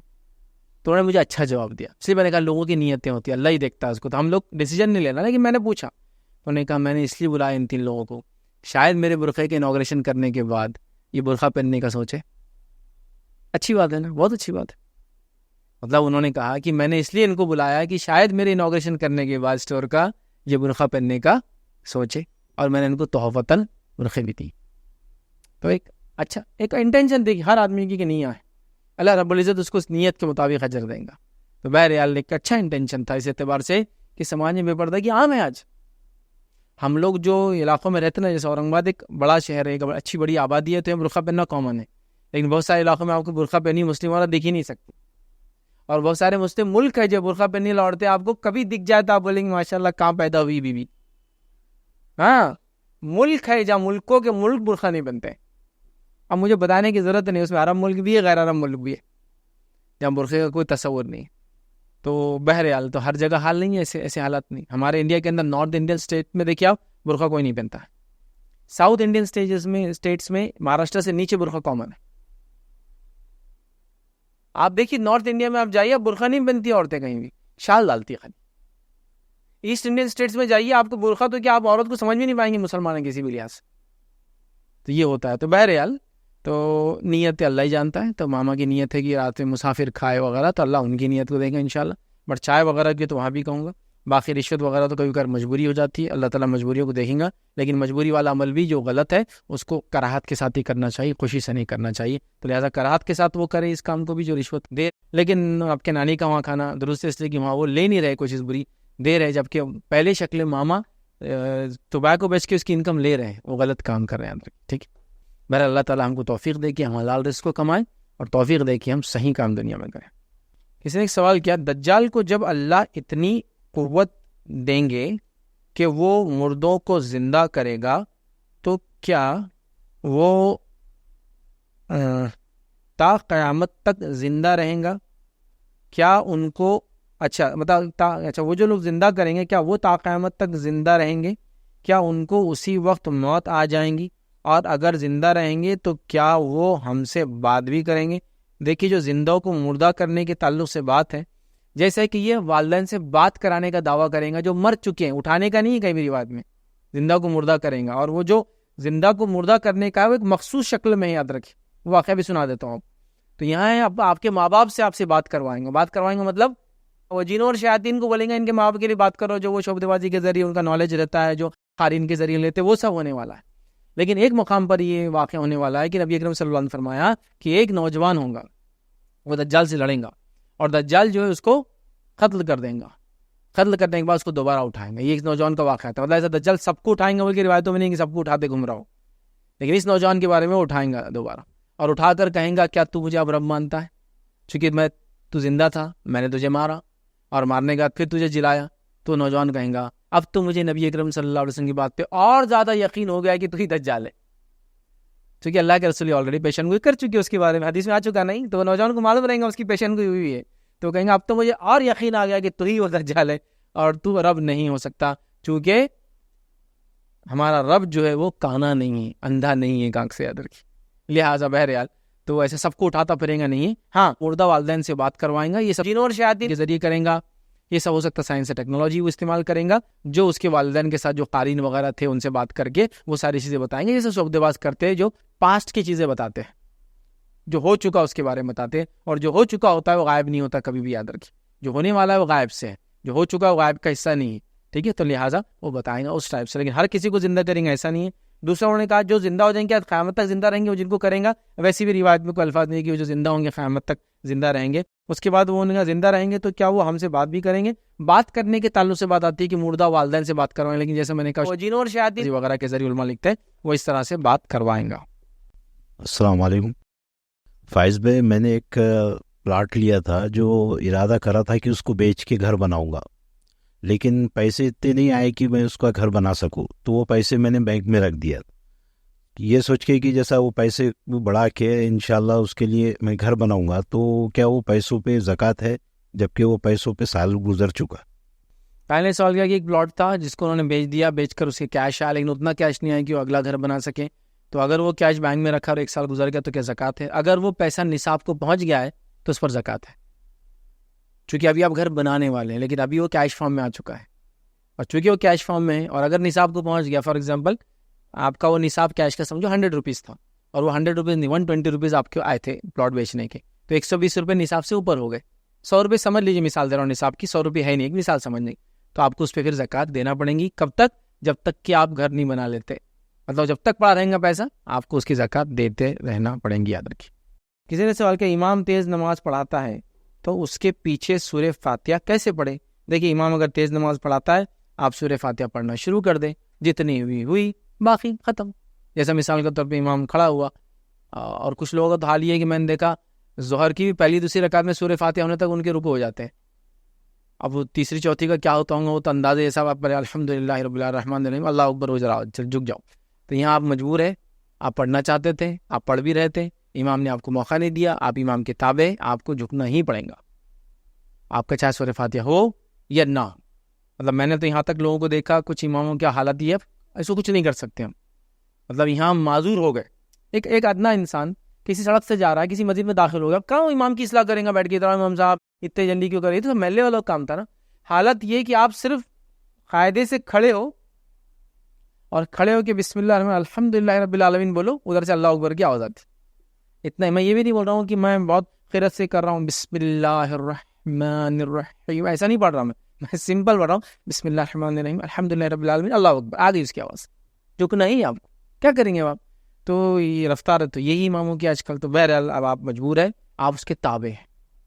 اچھا ایک بڑی عجیب بات ہے, مطلب یہ حالانکہ اس کا حصہ نہیں لیکن بول رہا ہوں, میں نے کچھ لوگوں کو دیکھا وہ بولتے ہیں کہ سورہ فاتحہ پڑھنا ضروری نہیں ہے, اور تعجب کی بات ہے قاعدے میں جب تک اتحیات ختم نہیں اٹھتے نہیں ہوں.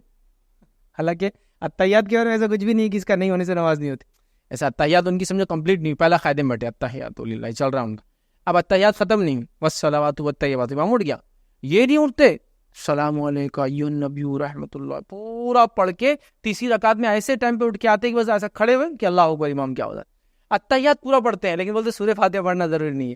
میں نے کئی بار پوچھا کہ اتحیات کا اتنا امپورٹنس کیسے آیا کہ اچھا یہ تو وہ پہلا اتحیات, دوسرے میں بھی دیکھیے آپ اتحیات پورا پڑھ کے درود جب تک نہیں ہوا, امام کا سلام بھی ہوتے ہیں نا وہ ایک پڑھ رہے چالو شین کا بھی نماز, پھر امام کے سلام کیا شروع کرتے ہو, پورا ان کا ہو گیا, لوگ ہاتھا پھیر رہے کر رہے, پھر شروع ہوتے ہیں السلام علیکم. آپ کو امام کے ساتھ چلنا ہے, اس کے پیچھے. تو اتحیات کو اتنا امپورٹنس دیتے, سورہ فاتحہ کو نہیں دیتے, تعجب کی بات ہے. تو بہرحال دینا چاہیے, یہ بڑی اہم چیز ہے. اس کی نماز نہیں, آپ صلی اللہ علیہ وسلم نے فرمایا جس نے سورہ فاتحہ نہیں پڑھی. بٹ لیکن اگر امام تیز پڑھتا ہے تو آپ چونکہ آپ مجبور ہیں, آپ معذور ہیں, آپ کیا کریں, امام کو تھوڑی روک سکتے, تو آپ کو اس کے ساتھ عمل کرنا جتنا آپ کر سکے ٹھیک, نہ کر سکے آگے بڑھ جائیں. السلام علیکم شیخ, میرا یہ سوال ہے کہ کسی تجارت میں ایسی اگر چیز ہے کہ جس کو بیچ کے ٹوبیکو کا وہ را مٹیریل ہے تو اس کی تجارت کر سکتے ہیں کیا؟ اور دوسری کہ بھائی کوئی ایسی چیزیں ہیں کہ جس کو اپن بیچے تو لوگ اس کو لے کے شرک میں یوز کرتے, ایسا کہ بھائی عطر ہے تو اس سے شرک جو لوگ کرتے ہیں مندروں کے وہاں اس میں وہ یوز ہوتا, تو اس کا اپن کر سکتے کیا تجارت؟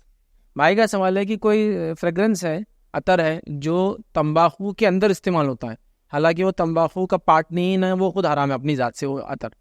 سیکنڈ یہ کہ اگر ایسی جگہ وہ خوشبو یوز ہو رہی ہے جہاں شرک وغیرہ ہوتا ہے تو ایسی جگہ ہمارا دینا کیسا ہے، بیچنا کیسا. تو پہلی چیز آپ عطر بیچیے اگر آپ عطر بیچتے ہیں تو. اب وہ عطر کا لینے والا کیا کرتا ہے آپ اس کے بارے میں لیز بادر رہیے، سوائے اس کی کہ آپ پروموٹ نہ کریں کہ اس کام کے لیے عطر ہم بیچتے ہیں. جیسا مثال کے طور پر میری ایک میڈیکل سٹور ہے، میرے پاس پریگنینسی ٹرمینیشن کے پلز بھی ہوتے ہیں، ڈاکٹر کی ریکمنڈیشن پہ وہ بھی ضرورت ہے جان بچانے کے لیے، ہے نا، وہ رکھتا ہوں میں. ڈاکٹر ریکمنڈ کرے تو میں دے دیتا ہوں، لیکن میں نہ اس کو پروموٹ کرتا ہوں، نہ میں اس کو پسند کرتا ہوں، نہ میں اس کو بغیر پرسکرپشن کے ہر آدمی کو آ جاؤ میرے پاس ڈبل ٹربل دام میں دے دوں گا تاکہ تمہاری انلیگل پریگنینسیز کو تم ٹرمینیٹ کرنے کرو، ہے نا. تو چیز اب اس پہ اس کے سیل پر ڈیپینڈ ہے. تو آپ عطر بیچتے ہیں، عطر بیچنے والے کے پاس لوگ آ رہے ہیں کہ بھائی تمباکو والا دو نا جو ملاتے اس میں، تو آپ اس کے لیے الگ سیکشن الگ پروموشن، بھائی بتاؤ یہ ہمارا خاص آدمی صرف تمباکو میں کیسے ملاتے اور نئی نئی ٹیکنیک بتائیں گا، اس سے اچھی ٹیکنیک ہو، اس سے فلاں، اس سے سستا. پروموشن مت کیجیے، پروموٹ مت کیجیے، سپورٹ مت کیجیے، بٹ سیل کرنے میں کوئی عرض نہیں. جیسا مثال کے طور پر عطر کی 5 ورائٹی جو تمباکو میں استعمال ہوتی ہے، آپ یہ سوچیے کہ عطر لگانے لے جا رہا، اب وہ لے آ کے لگائے، ملے، جانوروں کو پلائے، خود پیے، چھڑکے، وہ آپ لیز بہت ہے نا، ہم کیا کرنا چاہ رہے ہو، ہم ذمہ دار نہیں، مکلف نہیں اس کے استعمال کی وہ کیا کر رہا ہے، سوائے اس کے کہ میں پروموشن کروں اس چیز کا. جیسے ایک سیکنڈ ایگزامپل، میں گاڑیاں بیچ رہا ہوں، 2 ویلر، کوئی آ رہا ہے بینک سے لے رہا ہے، کوئی آ رہا ہے کیش سے لے رہا ہے، میں پروموٹ نہیں کرتا ہوں، لیکن کہ آئیے بینک فیسلٹیز اویلیبل، سستے سود داموں پہ ہم دلائیں گے فلاں، میں پروموٹ نہیں کرتا. لیکن ظاہر سی بات ہے بینک والے بھی آتے گاڑی لینے، میں ان کو بیچتا ہوں، بینک کے تھرو بھی لوگ آتے میں ان کو بیچتا ہوں، میں کیش میں بیچتا ہوں، لیکن میں بینک کو جگہ نہیں دیتا ہوں، بینک کو پروموٹ نہیں کرتا ہوں، سودی چیزوں کو پروموٹ. تو آپ بھی کیا کریں، سیل کریں، سیل کو پروموٹ نہ کرے اس سیل کو. ارے کہاں سے لے رہے تم تمباکو والے، ارے ہمارے پاس آنا یار، اپنے پاس تمباکو والا عطر تو خاص بک رہا، سستے میں دے رہے، اپن تو ہلکا والا لا رہے، چائنیز لا رہے، فلاں لا رہے، یہ لا رہے، وہ مت کرو آپ، چونکہ یہاں آپ کیا کریں، فروغ دے رہے اس چیز کو، حالانکہ برا سمجھتے لیکن فروغ دے، تو یہ مت کیجیے. اب سیکنڈ رہا، کوئی عطر خرید رہا اور اس کو کسی غلط جگہ استعمال کر رہا، شرک ہو سکتا، بدعت ہو سکتا، کفر ہو سکتا، برائی ہو سکتی، یہاں آپ ذمہ دار نہیں ہیں. مثال، ایک آدمی نے آپ سے عطر خریدا، اسپرے مارا اور جا کے زنا کیا، آپ ذمہ دار نہیں، آپ نے عطر. لیکن آپ اگر یہ بول رہے یہ عطر لینے سے عورتیں آپ پر فدا ہو جائیں گی، کوئی بھی تو لے جائیے، ماریے اور زنا کیجیے، تو اب آپ گناہ کے اندر شامل ہیں، ورنہ آپ گناہ میں شامل نہیں جب تک آپ سمپل عطر بیچ رہے کہ بھائی عطر ہے، لینے والا کیا کرتا ہے اس کا مسئلہ ہے، وہ جانے. اور جیسا مثال کے طور پر کوئی بھی ایسی چیز جو سیکشول چیزوں سے ریلیٹڈ ہے، اس کی میڈیسن ملتے ہیں، حکیم اس کو بنا کے بیچتے ہیں نا. اب کوئی آدمی وہ قوت با بڑھا کر زنا کرے یا بیوی کے ساتھ رہے، وہ اس کا ذمہ دار نہیں ہے، چونکہ اس نے تو، لیکن اس کی تھاٹ اچھی ہونا چاہیے کہ اس نے حلال جگہ استعمال کرے، صحیح کام کے لیے استعمال کرے، ہونا چاہیے، یہ اصل ہے. تو لہٰذا آپ پروموٹ نہ کریں اس کو، چونکہ آپ انڈین کانٹیکس میں کسی کو یہ نہیں بول سکتے نہیں یہ چلانے کے لیے ہم دے نہیں سکتے، ورنہ دکان ہٹانا پڑیں گی آپ کو. چونکہ کسی چیز کو آپ بیچنے کے لیے انکار نہیں کر سکتے کہ انسان کو، جبکہ وہ ایلیجیبل ہے اس چیز کو لینے کے لیے. سمجھ رہے، کوئی گراؤنڈ سے نہیں جیسا کہ کسی کو آپ کسی اپنے ہوٹل میں مل سکتے، آپ کو چائے ملیں گی اور آپ کو نہیں ملیں گی، آپ کو کھانا دوں گا آپ کو نہیں دوں گا، اس لیے کہ آپ جا کے شراب پیتے، پھر شام میں میرا کھانا کھاتے، طاقت لیتے میرے کھانے سے، شراب پیتے نہیں بول سکتا ہوں. لہٰذا میں کہوں گا یہ آپ عطر لیں، یہ عطر ہے، یہ عطر نہیں، وہ اس کے لیے کہا جاتی ہے فلاں ہے، تو میں اس کے بارے میں اتنا نہیں جانتا ہوں. آپ کیا کریں، کسی اور سے پوچھ لیں کہ جو لوگ لیتے ہیں ایسا کرے، اس کو پروموشن نہیں ہونا چاہیے. تو سمپل ہے، پھر آپ کا بیچنے میں کوئی حرج نہیں. ریزن کیا ہے، تو کچھ لوگ کیسا ہوتا، ہمارے پاس فلاں کا عطر، ایسا پھول بیچنے والا آدمی ہے، پھول بیچے نا، کیا کے لیے بیچا، کچھ پھول والوں کو دیکھا، ہمارے پاس 5100 کی چادر، ہمارے پاس فلاں کی چادر، اس کی چادر، ساری چادریں دستیاب ہے ساتھ میں. تو اب کیا ہوتا، آپ کیا کریں، ایک بدعت کو کوئی آئے بولے میں کوئی چادر بنا کے دو، میں چادر بنا کے دے سکتا ہوں، یہ سوچ کے کہ اپنے بستر پہ بچھائیں گا، اپنے میٹ پہ لگائیں گا، اپنے گاڑی پہ چڑھائیں گا، اپنے پاس کچھ بھی کر سکتا نا، اپنے آپ کو سجائیں گا. لیکن میں کیا کر رہا ہوں، پروموشن، کہ 51 کی چادر، 151 کی چادر، 200 کی چادر کے اوپر 50% کا ڈسکاؤنٹ بھی دیا جائے گا، پھر اپنے طرف سے بھی 30 روپے ہمارے بھی چڑھا دو، وہاں جا کے 5 نوٹیں میں نے فری باندھ دیا، یہ پروموشن ہوتا. تو آپ بولیں گے پھول بیچنا حرام نہیں کسی بھی چیز کے لیے، لیکن آپ پھول کو پروموٹ کر رہے ہیں، اس کے لیے ایک پورا وہ سسٹم ہے، بھائی انہوں ہیں، انہوں فلاں کی، وہ فلاں کرتے ہیں، انہوں، یہ سب غلط ہوں گا. پھول بیچنے والا پھول بیچے، کہاں استعمال کرتا ہے اس کا مسئلہ. آپ عطر بیچنے والا عطر بیچے، کہاں استعمال ہو رہا آپ کا مسئلہ نہیں ہوں، لیکن آپ اس کو پروموٹ کرنے کے لیے اس فیلڈ کے اندر آگے بڑھ کر لوگوں کو اس کے بارے میں بتا کر کہ آئیے تمباکو والا عطر ہم سے لیجیے، آئیے چڑھاوے والا، وہ درست نہیں ہوگا. تو سمپل بیچنے میں انشاءاللہ کوئی حرج نہیں ہے. کسی نے سوال کیا سیکولرزم اور لبرلزم کا کیا ہے، اچھا سوال ہے کیا ہے. دیکھیے سیکولرزم اور لبرلزم کیا ہے، میں سمجھتا ہوں آکسفورڈ ڈکشنری آپ کو مجھ سے زیادہ اچھا بتائیں گی، بٹ میں جنرل سینس میں ایسا جس کو کہیں گے مذہبی انسان ہونے کے ناطے ان کا کیا ٹرم اسلامک آئیڈیالوجی میں کہاں استعمال ہوتے ہیں، یہ ہم کیسے سمجھتے ہیں، وہ ایکسپلین کر سکتا ہوں. تو سیکولرزم کیا ہوتا ہے؟ سیکولرزم کا معنی کیا ہے؟ سیکولرزم کیوں شروع ہوا تھا؟ سیکولرزم یہ یورپ میں شروع ہوا تھا اور بالخصوص فرینچ ریولوشن کے بعد شروع ہوا تھا، جس میں یہ ڈیمانڈ کی گئی تھی کہ ریلیجن کو، پیپسی کو، ریلیجس لیڈرشپ کو پولیٹیکل لیڈرشپ سے الگ کیا جائے. سیکولرزم یہ تھا. اور سیکولرزم میں جو سب سے ریجڈ اور اسٹرکٹ سیکولرزم تھا وہ فرینچ سیکولرزم ہے، جو آج بھی کافی مشہور ہے اپنے ریجیڈیٹی کے لیے. کہ ان کا ماننا تھا کہ سیکولرزم کا میننگ یہ ہے کہ اسٹیٹ کا کوئی ریلیجن نہیں ہونا چاہیے، اسٹیٹ کو کوئی چیز کنٹرول، مذہبی رہنما کنٹرول نہیں کرنا چاہیے، جیسا کہ یورپ میں تھا. پیپسی جو پوپ ہوتا تھا وہ کنٹرول کرتا تھا پورے یورپ کو. مطلب پوپ نے بولا یہاں لڑو تو لڑو، پوپ نے بولا نہیں تو نہیں. تو یہ لوگ تنگ آ گئے تھے ان سے، اور انہوں نے کہا کہ یہ پوپ کو سمجھتا نہیں کچھ بھی، تو اس نے بیچ میں مداخلت نہیں کرنا چاہیے. تو انہوں نے کیا کیا؟ فرینچ ریولوشن کے بعد سیکولرزم کا نعرہ لگایا. سیکولرزم میننگ ریلیجن الگ. ریلیجن پرسنل چیز ہے جو آپ کے گھر میں لاگو ہوں گی، یہ پبلکلی بھی لاگو نہیں کر سکتے آپ. یہ فرینچ سیکولرزم بہت ڈینجر ہوتا ہے ادھر کی، جس کا معنی ہے کہ مذہب بالکل الگ انسان کی زندگی سے، جو کہ صرف پرسنل میٹر ہے اور اپنے گھر کے حد تک رکھنا چاہیے اس کو. لہٰذا فرینچ میں آپ دیکھیے وہاں وہ مسلمان عورتوں کو اسکارف نہیں پہننے دیتے ہیں، کرسچن ننس کو بھی اسکارف نہیں پہننے دیتے، بولتے ہیں ریلیجن ہے یہ، اور ریلیجن ہے تو گھر میں رہنا چاہیے، گھر میں اسکارف باندھو، باہر نہیں، فائن پڑیں گا آپ. انڈیا میں بھی سیکولرزم ہے، انڈیا بھی ایک سیکولر اسٹیٹ ہے، لیکن انڈین سیکولرزم ایکچوئل جو فرینچ سیکولرزم یا یورپین سیکولرزم سے الگ ہے. انڈین سیکولرزم کا معنی کیا ہے؟ انڈیا میں جب ہم بولتے ہیں ہم سیکولر کنٹری یا میں سیکولر آدمی ہوں، اس کا معنی ہے کہ اسٹیٹ کا کوئی ریلیجن نہیں ہوگا، لیکن اسٹیٹ ریلیجس لوگوں کو نہیں روکیں گا کچھ کرنے سے، لیکن اسٹیٹ کا کوئی ریلیجن نہیں ہوگا. جیسا انڈین گورنمنٹ کا کوئی ریلیجن نہیں ہوگا، لیکن انڈین گورنمنٹ سارے ریلیجن کو رسپیکٹ کریں گی اور سب اپنے اپنے ریلیجن پہ چل سکتے ہیں.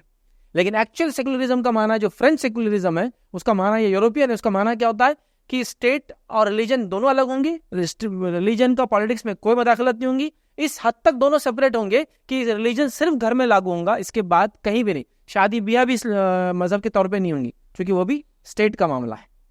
میتیں بھی اپنے ڈھنگ سے آپ نہیں کر سکتے تدفین، وہ بھی اسٹیٹ کا معاملہ ہے. پیدائشوں کو بھی آپ کنٹرول نہیں کر سکتے، وہ بھی اسٹیٹ کا معاملہ ہے. اس حد تک انہوں نے کیا. نتیجتاً ان کے پاس ریلیجن صرف گھر میں لاگو ہوتا ہے، گھر کی 4 دیواروں میں. وہ بھی اس کا اثر پڑوسی پہ نہیں پڑنا چاہیے، ورنہ وہ کمپلین کر سکتا ہے کہ تم اذان دے رہے، میرے کو تکلیف ہو رہی ہے اس سے. انڈین سیکولرزم الحمدللہ اس کے مقابلے میں بہت اچھا ہے. اس کا معنی ہوتا ہے کہ گورنمنٹ کا کوئی ریلیجن نہیں ہوگا، لیکن گورنمنٹ سارے ریلیجن کو سپورٹ کریں گے. تو آپ دیکھ رہے ہیں نا، بس مطلب مسلمان ہیں، ہندو فلاں فلاں، کوئی کامن سول کوڈ نہیں ہے ہمارے پاس، سب کے اپنے اپنے پرسنل لاز وغیرہ ہیں، سب اچھے جی رہے. ریلیجن صرف اسٹیٹ کا نہیں. تو یہ ہوتا ہے سیکولرزم. تو اس کے 2 ڈیفینیشن آج کے دور میں دے سکتا ہوں. ایک وہ سیکولرزم جس میں اسٹیٹ بالکل الگ ہوتا ہے، ریلیجن کو بالکل الگ کر دیا جاتا ہے، حتیٰ کہ ریلیجن صرف گھروں میں ہوتا ہے. اور ایک انڈین سیکولرزم جس کا معنی یہ ہے کہ صرف اسٹیٹ کا ریلیجن نہیں ہوتا ہے، لیکن اسٹیٹ ریلیجن کو سپورٹ بھی کرتا ہے، اور اسٹیٹ میں رہنے والے ہر کوئی ریلیجن پہ رہ سکتا ہے، اپنے ریلیجس آئیڈینٹی کو اظہار بھی کر سکتے ہیں، بتا بھی سکتے ہیں. جیسا فرینچ میں جائیں گے تو آپ ریلیجس آئیڈینٹی کو اظہار نہیں کر سکتے، وہ بھی کرائم ہو جائے گا. جیسا مسلم عورت کا اسکارف بننا، اس کو فائن دینا پڑتا ہے اس کا. ٹھیک ہے، تو یہ ہوا سیکولرزم. اب آئے لبرلزم. لبرلزم کیا ہے؟ لبرلزم کا معنی یہ کہ اسٹیٹ نے کچھ جگہ اتنا لوگوں پہ دباؤ ڈالا کہ لوگوں کو غلام بنا دیا اپنا. جیسے مثال کے طور پہ سوشلزم. سوشلزم نے کیا کیا؟ سوشلسٹ جو بھی آئیڈیالوجی ہے، جیسا ہمارے پاس ایک جیتی جاگتی مثال تھی، ابھی تو نہیں ہے، رشیا تھا، USSR جب اس کا نام تھا. ٹھیک ہے، تو وہ سوشلسٹ اسٹیٹ تھا. یاد رکھیں، سوشلسٹ اسٹیٹ کا کیا فلسفی رہتی کہ ریسورسز پہ گورنمنٹ کا قبضہ رہیں گا، پراپرٹی صرف گورنمنٹ کی رہیں گی، کمپنیز گورنمنٹ کی رہیں گی، سب وہ لے لیتے ہیں، مطلب انڈیویجول کو عادت ہی نہیں دیتے کچھ کرنے کی. تو یہ ہوتا ہے سیکولرسٹ آئیڈیالوجی. اور وہ آئیڈیالوجی کیا کرتی ہے؟ معلوم انسان کو برباد کر دیتی ہے. تو نتیجتاً اس کے خلاف جو آئیڈیالوجی وہ ہے لبرلزم. لبرلزم کیا ہے؟ سب کو لیبرٹی رہیں گی، آزادی رہیں گی اپنی اپنی چیزیں پوزیس کرنے کی، اپنے اپنے ڈھنگ سے کام کرنے کی، اپنے اپنے چیزیں کا، مطلب اسٹیٹ اتنا زیادہ امپوز نہیں کرے گا کسی اس کے سبجیکٹس پر، رہنے والوں پر، سٹیزنس پر، کہ وہ بندے ہوئے ہو جائے. تو ان کو آزادی ملنا چاہیے، سو کہتے ہیں لبرلزم. اچھا، کبھی کبھار سیکولرزم لبرلزم ساتھ میں استعمال ہوتا ہے، جیسا کہ سیکولر یا سیکولر لبرل اسٹیٹ، ایسا ہی بولتے ہیں. مطلب ایک اسٹیٹ جو سیکولر تو ہے لیکن اس کے شہریوں کو آزادی بھی دیتا ہے کچھ چیزوں کرنے کی. تو انڈیا ہم بول سکتے ہیں سیکولر لبرل اسٹیٹ ہے، کہ سیکولر بھی ہے، مطلب حکومت کا کوئی مذہب نہیں ہے، اور لبرل بھی ہے، ہم سب کو اپنے اپنے دین پہ آزادی ہے. لبرلزم کا ایک دوسرے چائنیز سینس میں کیا مانا ہوگا؟ جب گورنمنٹ نے اتنا لوگوں پہ امپوز کر دیا کہ خود کی پراپرٹی بھی لوگ خرید نہیں سکتے تھے، جو خریدیں گے گورنمنٹ ہی پارٹنر ہوتی تھی اس کی. تو لبرلزم کا معنی ہے کہ ہم کو آزادی دی جائے اپنی زمینات خریدنے کی، اپنی پراپرٹی خریدنے کی، اپنے مال پہ اپنا حق جتانے کی، اپنی زندگی آزادانہ طریقے سے جینے کی. وہ وہاں مانا ہوتا ہے لبرلزم کا. جہاں اسٹیٹ نے شکنجا ڈال دیا عوام پر, عوام آزادی چاہتی ہے, تو وہ لبرلزم. سیکولرزم, اسٹیٹ نے ریلیجن کو مکمل الگ کر دیا, اتنا الگ کہ گھر کے اندر کر دیا. ٹھیک ہے, تو یہ ہے سیکولرزم, لبرلزم. اسلام جو ہے کوئی ازم کو نہیں مانتا ہے. ہم کہتے ہیں اسلامک آئیڈیالوجی جو ہے یہ بیسٹ پریکٹس ہو سکتی ہے, ہیومینٹی کے لیے سب سے اچھی چیز ہے جو کی جا سکتی ہے. اسلامک حکومت رہیں گی, آپ کو حق اپنے مذہب پہ چلنے کا, مکمل طور سے اپنے مذہب کے تہوار منانے کا, مکمل طور سے اپنی آئیڈینٹی کو باقی رکھنے کا, مکمل طور سے اپنے قسم سے شادی بیان کرنے کا, حتیٰ کہ آپ کے اپنے قاضی ہوں گے جو آپ کا فیصلہ کریں گے, وہاں پر آپ کو آنے کی بھی ضرورت نہیں. اتنا آزادی دیتا ہے آپ کو ہر چیز کرنے کی. مطلب سیکولرزم کا اسلامک میننگ کیا ہے؟ ہر آدمی اپنے مذہب پہ رہ سکتا ہے. لبرلزم کا اسلام مانا کیا ہے؟ ہر آدمی کو جس چیز کا اختیار ہے وہ چیز کرنے کا اس کو حق ہے. اختیار سے مراد کیا کہ میرے کو اپنی جان لینا ہے, کہ نہیں اختیار نہیں, آپ کو اپنی جان نہیں لے سکتے. جو چیز کا اختیار آپ کر سکتے, زمین خریدنا آپ کو, پیسہ آپ کے پاس حلال, خریدو, اختیار ہے. تو وہ سارے رائٹس دیتا ہے. تو اسلام ازمس کو نہیں مانتا ہے. اسلام اپنے اندر ایک آئیڈیالوجی رکھتا ہے, اس کو پڑھنے کی ضرورت ہے. جو آج کل ازمس کا دور چل رہا ہے اس کے اندر ضروری ہے کہ آپ اسلامک آئیڈیالوجی کو بھی بچے, ہمارے نوجوان پڑھیں. کسی نے ایک سوال کیا, اگر ہماری غلطی کی وجہ سے کوئی روڈ ایکسیڈنٹ میں گر جاتا ہے تو کیا اس کا ہمیں گناہ ملیں گا؟ اگر اسے کوئی میجر انجری ہو جائے تو وہ زندگی بھر ہمیں بد دعا دیں گا. تو کسی نے سوال کیا, کیا ہماری غلطی سے کوئی ایکسیڈنٹ ہو جائے, گر جائے, تو کیا اس کا گناہ ہم کو ملیں گا؟ اور کوئی انجری ہو کر اس کا کوئی عام لمز جس کو کہتے ہیں وہ ختم ہو جائے, جس کی وجہ سے بیچارہ زندگی بھر بد دعا دیں گا؟ دیکھیے, سب سے پہلی چیز, اگر آپ کی غلطی کی وجہ سے کسی کا ایکسیڈنٹ ہوا ہے تو یقیناً آپ کو اس کا گناہ ملے گا. چونکہ ڈرائیونگ یہ ایک پریولیج ہے, یہ رائٹ نہیں ہے, حق ادھیکار نہیں ہے, آپ کا پریولیج ہے. آپ کو ایک چیز کا فائدہ اٹھانے کی اجازت ہے. اور آپ لائسنس کے اوپر بھی دیکھیں گے جو پرانے آتے ہیں اس پہ تھا, driving is a privilege not a right. معلوم آپ کو, ڈرائیونگ یہ بنیادی حقوق میں نہیں آتا ہے, پریولیج ہے. جو کر سکتا ہے اس کو اجازت دی جائیں گی, ہر کسی کے لیے ضروری نہیں ہے. ایک باولا آدمی گاڑی لے رہا 100 لوگوں میں گھسا دے رہا, تھوڑی اس کو رائٹ ہے. تو رائٹ نہیں ہے. کھانا میرا رائٹ ہے, چاہے میں مجرم رہوں یا نیک رہوں, کوئی کھانے سے روک نہیں سکتا مجھے. سانس لینا میرا بیسک رائٹ ہے, ڈرائیونگ میرا بیسک رائٹ نہیں ہے, پریولیج ہے. گورنمنٹ آپ کو ایک چھوٹ دیتی ہے, استعمال کرنے کی اجازت دیتی ہے. اس پریولیج کا آپ مس یوز کر کے کسی کا ایکسیڈنٹ کریں گے تو یہ غلط ہے. اس لیے آپ ڈرائیونگ کے رول سیکھیں, ریگولیشن سیکھیں, ساری چیزیں اپ ٹو دا مارک آپ کو کرنا اور سیکھنا ضروری ہے. اسی لیے آپ دیکھیں گے مسلم ممالک میں, جو گلف کے خاص طور سے اور فرسٹ ورلڈ کنٹریز ہے, ڈرائیونگ کو اتنا امپورٹنس دیا جاتا ہے جس کی کوئی انتہا نہیں. ہمارے پاس تو اسی کو ویلیو نہیں. ہمارے پاس روڈ بنا دی گئی اور روڈ پہ لکھ دیا گیا کہ بھائی 120 سے گاڑی چلا سکتے ہیں. ان 120 میں تو الٹی گاڑی چلا رہا, اور سیدھی گاڑی تو 360 میں چلا رہا ہے. پھر جا کے ٹکرا رہا, پھر جا کے مار دے رہا, پھر جا کے مر جا رہا, پھر گاڑی میں آگ لگ جا رہی, پھر ٹائر بسٹ ہو جا رہا, خود بھی مر رہا, دوسروں کو تکلیف ہو رہی, اس کو کوئی پرواہ نہیں. چونکہ یہ پریویلیج ہے, رائٹ نہیں آپ کا. آپ ایسے کر کے کتنے لوگوں کی جان لے لیں گے. لہٰذا یہ بہت ڈینجرس چیز ہے یاد رکھیں, چونکہ اس کا حق نہیں تھا, اس نے کیوں کر رہا ہے. حتیٰ کچھ فتوے تو یہاں تک ہے کہ روڈ کی اگر لمٹ 80 ہے تو علماء نے لکھا اس سے اوپر چلانا جائز نہیں. ریزن کی گورنمنٹ نے جب 80 کی روڈ بنائی تو کچھ سوچ کے بنائی, چونکہ وہ اتنا ہی برداشت کر سکتے. جیسے ایک 2 ویلر ہے, 2 ویلر کے اوپر 2 لوگ بیٹھ سکتے ہیں, انڈیا کے اندر رول یہ, اور 2 لوگ ہی بیٹھنا چاہیے. اپنے میاں بھائی 6 لوگ بٹھا کے لے جا رہے, کیا ہوتا ہے اس سے معلوم آپ کو؟ جب آپ بریک مارنا چاہیں بریک کی ایفیشنسی ختم ہو جاتی ہے. جب آپ اسپیڈ سے چلانا چاہیں گاڑی کی ایفیشنسی نہیں ہوتی, تو پورے ٹریفک کو آپ سلو کر دیتے ہیں. اسی لیے کچھ جگہ دیکھیے آپ 2 ویلر الاؤڈ نہیں ہوتے, 3 ویلر الاؤڈ نہیں ہوتے, ٹریکٹرس الاؤڈ نہیں ہوتے کچھ روڈ پہ. کیوں؟ ایفیشنسی مار کھاتی ہے, پورا سسٹم مار کھاتا ہے. پورے ملک کا کتنا ٹائم ویسٹ ہوتا ہے آپ کو معلوم؟ ہر جگہ اگر یہ خراب گاڑی کی وجہ سے 2-2 منٹ پیچھے کی ٹریفک رک رہی ہے, تو پورے ملک میں اگر ایسی گاڑیاں 50,000 ہے تو کتنے ہزار منٹ ویسٹ ہوتے ہیں ملک. تو ملک کی ترقی میں آڑ ہوتی ہے معلوم. تو یہ سب سوچنا پڑتا ہے. تو لہٰذا آپ بول رہے نہیں ہم تو 4 چلا سکتے, 5 چلا سکتے, تو یہ درست نہیں ہوگا. تو میں یہ کہوں گا کہ آپ بالکل سینسیبل ہو کر گاڑی جب چلائے تو سوچ کے چلائے کہ اگر اس کی وجہ سے کوئی خون بہا تو یہ میرے نام اعمال میں آنے والا خون بہا ہے میری غلطی کی وجہ سے. بہت احتیاط کے ساتھ کریں, ٹھیک ہے, بہت زیادہ سمجھداری کا اسے مظاہرہ کریں. لیکن ہمارے پاس ڈرائیونگ بولے تو بس ہر آدمی ڈرائیو کر رہا ہے, کوئی سوچ سمجھ کوئی خیال نہیں کسی کو. اور ہر آدمی گاڑی کیسے چلا رہا ہے معلوم؟ کہ دوسرے کسی کو حق نہیں اس روڈ پہ چلانے کا جب میں گاڑی چلاتا ہوں. اور ہٹنا, ہٹ رے, اور لیگ ہٹ, کیسا نہیں ہٹتا اسی. مطلب انہیں سمجھ رہا ہے کہ جب میں گاڑی چلا رہا تو میرا پورا حق ہے, دوسرے سڑک پہ کوئی رہنا ہی نہیں چاہیے. وہ ڈرائیونگ کا اسٹائل ہی اس کا ایسا ہے. تو ابھی ڈرائیونگ سیکھے نہیں, اور جب ڈرائیونگ سیکھتا ہے انسان اور جب ڈرائیو کرتا ہے خالی انسان بغیر سیکھے، دونوں میں بہت فرق ہے، بہت فرق ہے اندر۔ آپ کبھی گلف جائیے، اور گلف میں ہوتا لوگوں کو ڈرائیورس کو دیکھتے رہتے، کنٹینیوس دیکھتے رہتے۔ جیسے آپ جائیں گے ایک جگہ اور آپ کو روڈ کراس کرنا ہے، آپ ڈرائیور کو دیکھ رہے ہیں تو وہ کیا کریں گے؟ آپ کو یوں کریں گے اشارہ۔ اپنے انڈیا میں کوئی دیکھتے نہیں، جس کو بھاگنا ہے بھاگ جاؤ، اس کو رکنا رکیں گا، ہاں، اپنے کچھ دیکھنا نہیں ایک دوسرے کو، وہاں ایسا نہیں، ویسا اشارہ کرے گا، وہ اشارہ کریں گا، سامنے والا اس کو ہاتھ بتائیں گا اور نکل جائیں گے۔ یہ صرف ایسا نہیں، رفتار سے چلنے والی گاڑیوں میں بھی اشارے کرتے ایک دوسرے کو، کیونکہ سب کو معلوم ڈرائیونگ کا یہ سٹائل ہے، وہ اس کو جگہ دے گا، یہ اس کو پہلے جانے دے گا، وہ اس کو نکلنے دے گا۔ ایون دو لوگ بازو کھڑے ہیں، یہ گاڑی والے کو لگتا ہے کہ میرے نکلنے سے ٹریفک کو تھوڑا ٹائم لگے گا تو یہ رک جاتا ہے، اور بازو والے کو اشارہ کریں گے آپ جاؤ، اور وہ بھی اس کو یوں کریں گا اور نکل جائیں گے۔ لیکن اس کے پیچھے والا بہت ہوشیار رہے گا، وہ گاڑی کو روکیں گا کہ اس آدمی نے اس کو پہلے پریفرنس دیا، حالانکہ اس کا نمبر تھا، چونکہ اس کی گاڑی سے ٹریفک، وہ رک کے اس کو ہارن دے کے کریں گا تو جا، پھر وہ اس کو ہاتھ بتائیں گا، ادھر نکلیں گا اور یہ پہلے جائیں۔ تو یہ ہوتا ہے۔ تو جب ہم سیکھتے ہیں تو انسان ہوتے ہیں، اور جب ڈرائیونگ کرنا خود کر لیتے ہیں تو جانوروں جیسی گاڑی۔ بھیڑ بکریاں کیسی ہوتی؟ ایک بکری، دو بکری، تیسری اس میں سنگ مار کے گھستی۔ تو اپنے ٹریفک بالکل ویسی ہے، دو گاڑیاں گھسی ہوئی ہے، جگہ نہیں ہے، یہ تیسرا لے کے دونوں کی اسٹیپنی کے بیچ میں اپنا ہینڈل ڈالتا، اور جب وہ دو چلتی تو اس کے ہینڈل سے گاڑی خود چلنا شروع ہو جاتی، کیونکہ یہ بھیڑ بکریاں، یہ سیکھے ہوئے لوگ نہیں۔ سیکھے ہوئے لوگ کیسے ہوتے ہیں؟ آپ چائنیز ٹریفک کو دیکھیے، ٹو ویلر ٹریفک، ان کے روڈز ہوتے ہیں جو صرف ٹو ویلر کو ڈیڈیکیٹڈ ہوتے ہیں، سو ہزاروں ٹو ویلر چلتی ہے، لیکن کیسی چلتی ہے؟ خالی نظم دیکھیے، اس کا سسٹم دیکھیے، ان کا کیسے چل، رکنا کب ہے، کیسے چلنا ہے، اوف، یہ تربیت یافتہ ڈرائیورس ہیں۔ اور اپنے پاس حال کیا ہے؟ گاڑی چلانا آتی ہے تم کو، آر ٹی او کے پاس گیا، آر ٹی او بولتا چلاؤ، کیونکہ اس کو اپنی جان پیاری ہے، بھائی تو چلا، ہاں اچھا چل، مل گیا دیکھو لائسنس۔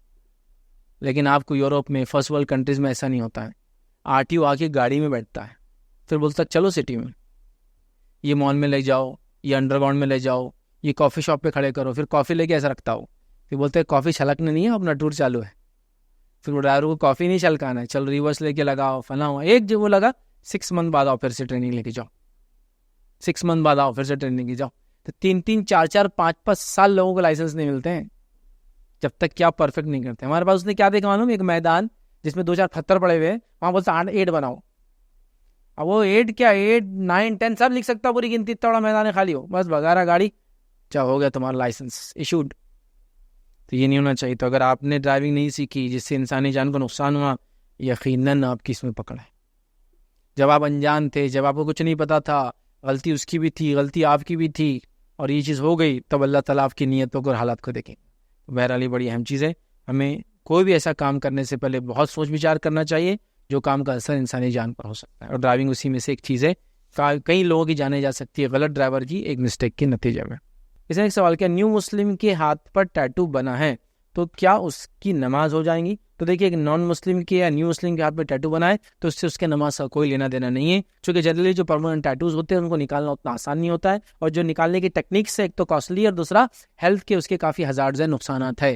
وہ لیزر وغیرہ سے مار کے چھٹکے دے کے نکالتے ہیں، لیکن اس سے اسکن سفید ہو جاتی ہے اور بہت سارے نقصانات ہیں، اس لیے بہت سارے لوگ اس کو نہیں کراتے۔ اور چلو چھوٹا موٹا ٹیٹو ہے تو کرا لیں گے، پورا آنگی ٹیٹو سے بھرا ہے، پورا منہ بھرا ہے تو نہیں کر سکتے، سینسیٹیو پارٹ پہ تو وہ بھی یوز نہیں ہو سکتا، تو لہٰذا وہ جو ٹیٹو ہے وہ رہنے دے، اللہ تعالیٰ ان کی نیتوں کو دیکھیں گا۔ اور ظاہر سی بات ہے یہ گناہ یا غلط کام ان سے اسلام سے پہلے ہوا، اللہ تعالیٰ جو اسلام کے بعد کے ان کے حالات کو دیکھیں گا، تو لہٰذا وہ ٹیٹو ہونے سے کوئی مسئلہ نہیں ہے، ان کی نماز وغیرہ پہ اس کا کوئی فرق نہیں پڑتا ہے۔ کوشش یہ کرے کہ جتنا چھپا سکتا ہے اتنا چھپا لے، جیسا کہ ٹیٹو ہے پورے ہاتھ وغیرہ پہ جس میں کچھ ایسی چیزیں بنی ہوئی جو غیر اسلامی غیر شرعی ہے، کوشش کرے کہ پھر ہمیشہ فل آستین پہ نہ کرے تاکہ وہ سب چیزیں چھلکے نہ، تو چھپانے کے لیے جتنا چھپا سکتا کرے۔ اگر یہ عورت کا مسئلہ ہے تو پھر تو عورت تو پورا پردہ ہے، وہ تو نقاب وغیرہ کر لے تو انشاءاللہ اس کا تو مسئلہ ہی ختم ہو جاتا ہے۔ کسی نے ایک سوال کیا، خرید و فروخت، تعلیم و تدریس، ملازمت کے لیے انٹرویوز، آپ کسی خاتون کو کوئی چیز سمجھانا چاہتے ہیں، ایسی صورت میں نظریں کیسے جھکا کر رکھی جائیں؟ عمومی حالت میں کس وقت عورت کو دیکھنا جائز ہوتا ہے؟ مجھے ان تمام امور کے بارے میں مکمل تفصیلات چاہیے۔ پہلا خرید و فروخت میں، دوسرا تعلیم میں، تیسرا ملازمت میں، یہ انٹرویو لینے وغیرہ میں، اور کسی خاتون کو کوئی چیز سمجھانا ہے۔ سوال ہے کہ نظروں کی کیسے جھکا کر رکھی جائے۔ دیکھیے، نظروں کو جھکانا یہ ایک اہم چیز ہے، خاص طور سے غیر محرم مرد اور عورتوں سے، لیکن کچھ جگہ میں بھی جانتا ہوں بغیر نظروں کو ملائے کے کام نہیں ہو سکتا ہے، جب آپ کر ہی نہیں سکتے ہیں، اور اسپیشلی جب سامنے والا نان مسلم ہو یا مسلم ہو، دونوں بھی ہو سکتا ہے، لیکن نان مسلم ہو اور وہ اس کو پسند ہی نہیں کرے، جیسا آپ انٹرویو دینے جائیں اور بولے کہ آپ ایک عورت ہے لہٰذا میں آپ کی نظروں میں نظر نہیں ملاؤں گا, تو انٹرویو نہیں ہو سکتا بھائی. پھر سمجھ, وہ ممکن ہی نہیں نا. کوئی آپ سے کیوں بات کریں گا جب آپ کسی کو نیچے دیکھتے نظر تک نہیں ملاتے ہیں؟ تو کچھ جگہ آپ کو نظریں ملانا پڑیں گی. خرید و فروخت جہاں تک معاملہ ہے تو ظاہر سی بات ہے آپ کو دیکھنا پڑے گا. آپ کسی کو کوئی چیز بیچنا چاہ رہے اور یوں دے رہے, جی یہ باجی یہ اتنے کا ہے, یہ آپ لیں گے. باجی آپ کو دیکھ رہے نہیں, باجی کہیں اور دیکھ رہے کوئی چیز, تو آپ کو دیکھنا پڑے گا, ان کو بولنا پڑے گا, انہوں ان کو دیکھیں گے. تو یہ مجبوری والی چیزیں. کچھ جگہ آپ بغیر اس کے کام نہیں کر سکتے. کچھ جگہ کچھ انسٹرکشنز ایسے جب تک آپ ان کو نہیں دے سکتے, جب تک کہ آپ ان کو دیکھیں نا اور آپ کو سمجھ میں نہ آئے کہ ان کو سمجھ میں آئے جو انسٹرکشن آپ دے رہے ہیں. ورنہ کیا ہو رہا ہے, ایک ٹیچر ہے پڑھا رہا بچوں کو, اور دیکھو ایسا ویسا, اور ادھر پورا خوشبو چالو عورتوں کی, ان کو پرواہ نہیں آپ کے پڑھانے سے. آئی کانٹیکٹ ہونے سے آدمی دبا ہوا رہتا. کئی جگہ یہ آپ کی مجبوریاں ہیں. ایک ڈاکٹر ہے, کیسے دیکھیں گے خاتون کو بغیر نظریں ملائی ہوتا ہے؟ جی باجی آپ کو کیا ہوا؟ وہیں آئی ماں اجاڑ صورت دیکھتا بھی نہیں, کیا بتائیں گے اس کو؟ جا کے علاج کرائیں گے اسے؟ دیکھ رہا نہیں ہاتھ کو, علاج کرانا کیسے ہوں گا؟ پاسبل نہیں. اچھا, کبھی کچھ چیزوں کو دیکھنا پڑتا, آپ دیکھنے کے بعد آپ کو سمجھ میں آتا آپ جو کر رہے ہو صحیح ہے غلط ہے.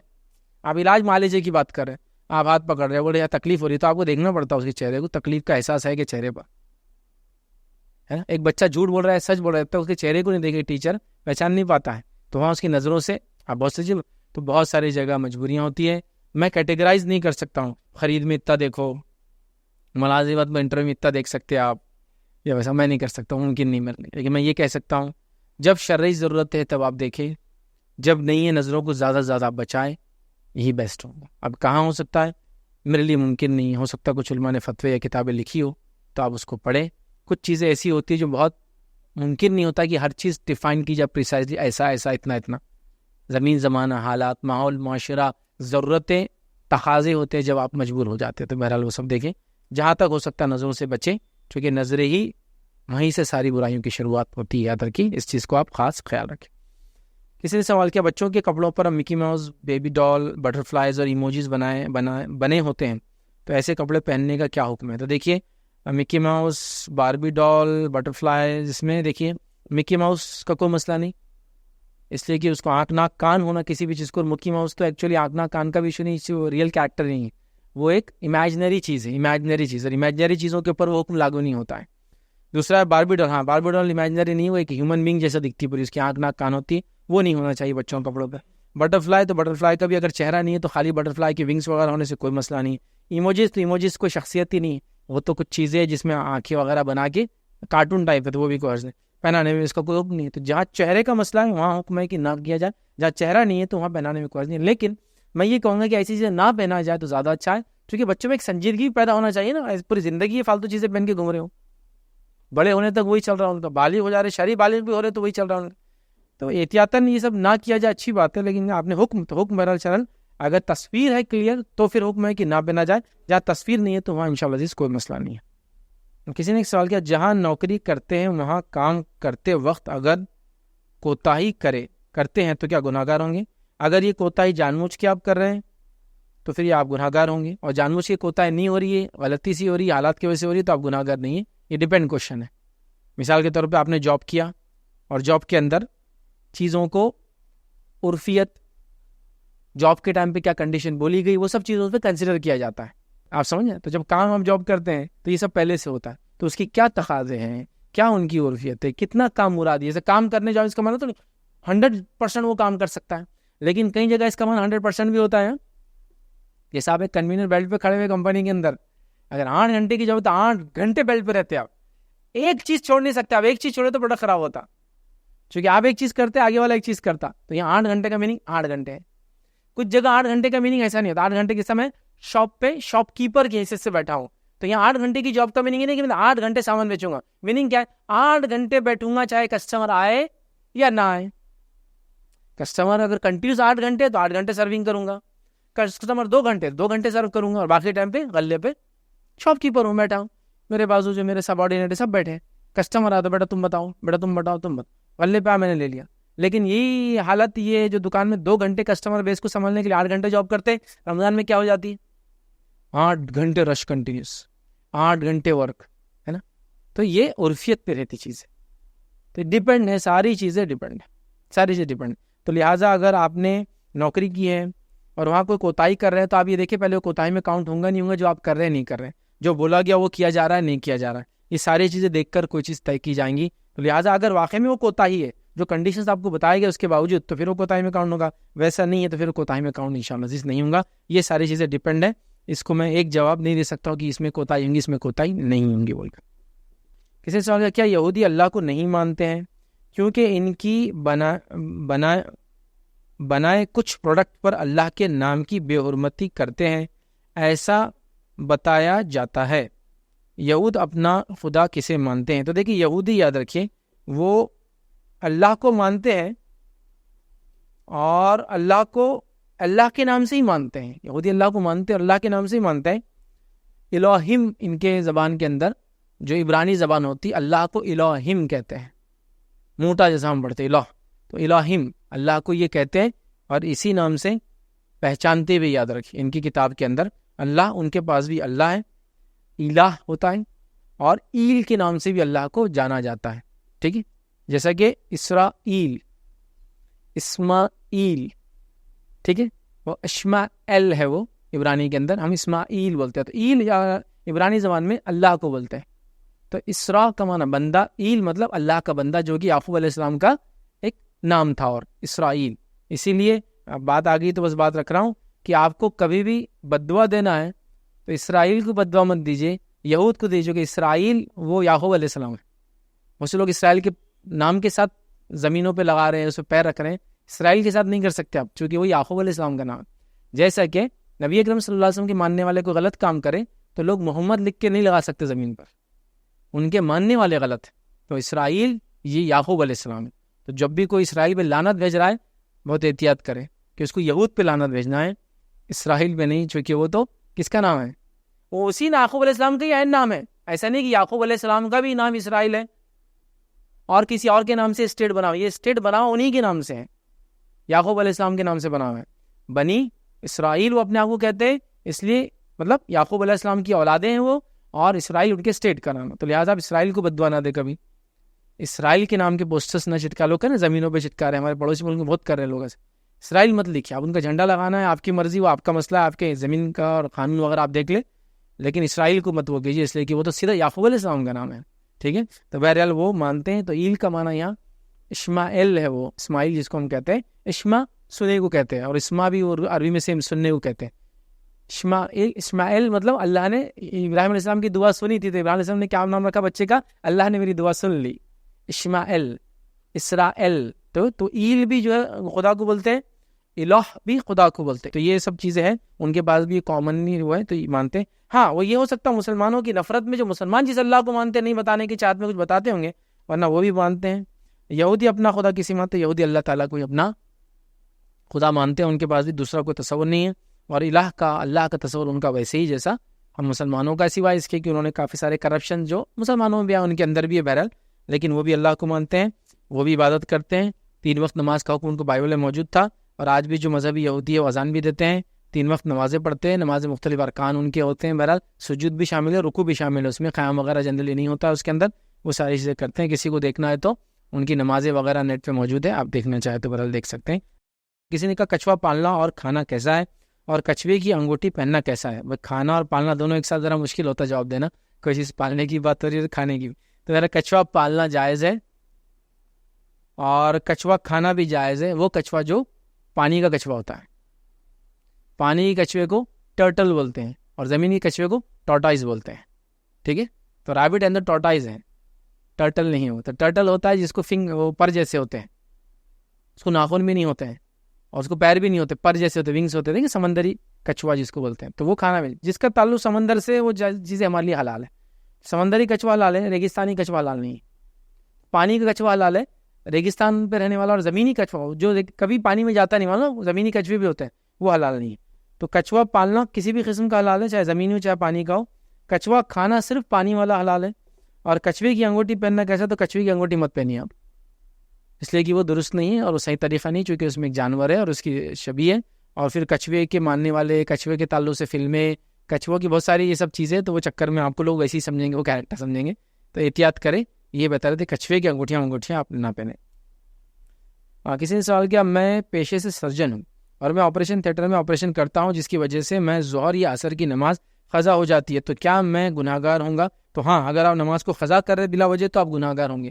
اب آپ کہہ رہے ہیں میرے پاس وجہ ہے, میں سرجن ہوں نا, اب میرے پاس سمجھ لیجیے ظہر کا وقت چالو نہیں ہوا, یہ ظہر کا وقت چالو ہوگا, اب سرجری چالو ہوں گی تو میں 20 سرجری میں چھوڑ کے 10 منٹ نماز نہیں پڑھ سکتا ہوں, یا میں اپنا اتنے دیر وضو نہیں رکھ سکتا ہوں کہ سرجری کے اندر ہی بیچ میں ہی میں اندر پڑھ لوں 5 منٹ, وہ بھی نہیں ہے. میرے پاس کوئی ہیلپنگ ڈاکٹر بھی نہیں جو اتنے 5 منٹ کسی کو دیکھ کے جو میں نماز پڑھ لوں, کچھ بھی نہیں ہو سکتا ہے.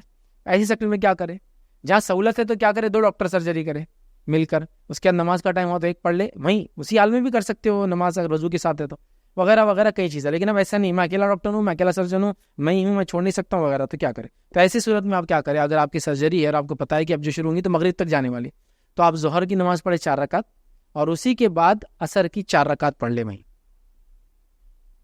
ٹھیک ہے, اور اس کے بعد آپ سرجری کریں. اس لیے کہ اس تعلق سے ایک حدیث موجود ہے, نبی اکرم صلی اللہ علیہ وسلم نے ایک بار صحابہ کو ظہر پڑھائی اور پھر عصر 4 رکعت پڑھائی, اور عبداللہ ابن عباس رضی اللہ عنہ کہتے ہیں نہ اس سم بارش تھی نہ کوئی ہنگامی حالت تھی, آپ نے بنا کسی عذر کے ایسی نماز پڑھائی. تو اس سے علماء لکھتے ہیں شرعی ضرورتوں کے تحت ایسا کیا جا سکتا ہے کہ 2 نمازوں کو آپ ملا لیں, جبکہ آپ شہر میں ہی ہو, لیکن ان کو خسر نہیں کریں گے, پوری پڑھیں گے.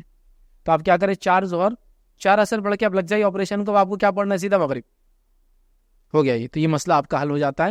یہ سچویشن عبداللہ ابن عباس سے جب پوچھا گیا کہ آپ نے 2 نمازیں کیوں ملائی تھی جبکہ بارش بھی نہیں تھی, کوئی ہنگامی سچویشن نہیں تھی, آپ نے کہا کہ امت کو آسانی دینے کے لیے. تو یہ سچویشن ہے نا آسانی والے, ڈاکٹر ہے, اتنا اہم کام ہے, اکیلا ہے, سرجن ہے, پیشنٹ کو چھوڑ نہیں سکتا 1 منٹ کے لیے, کیا کریں گا.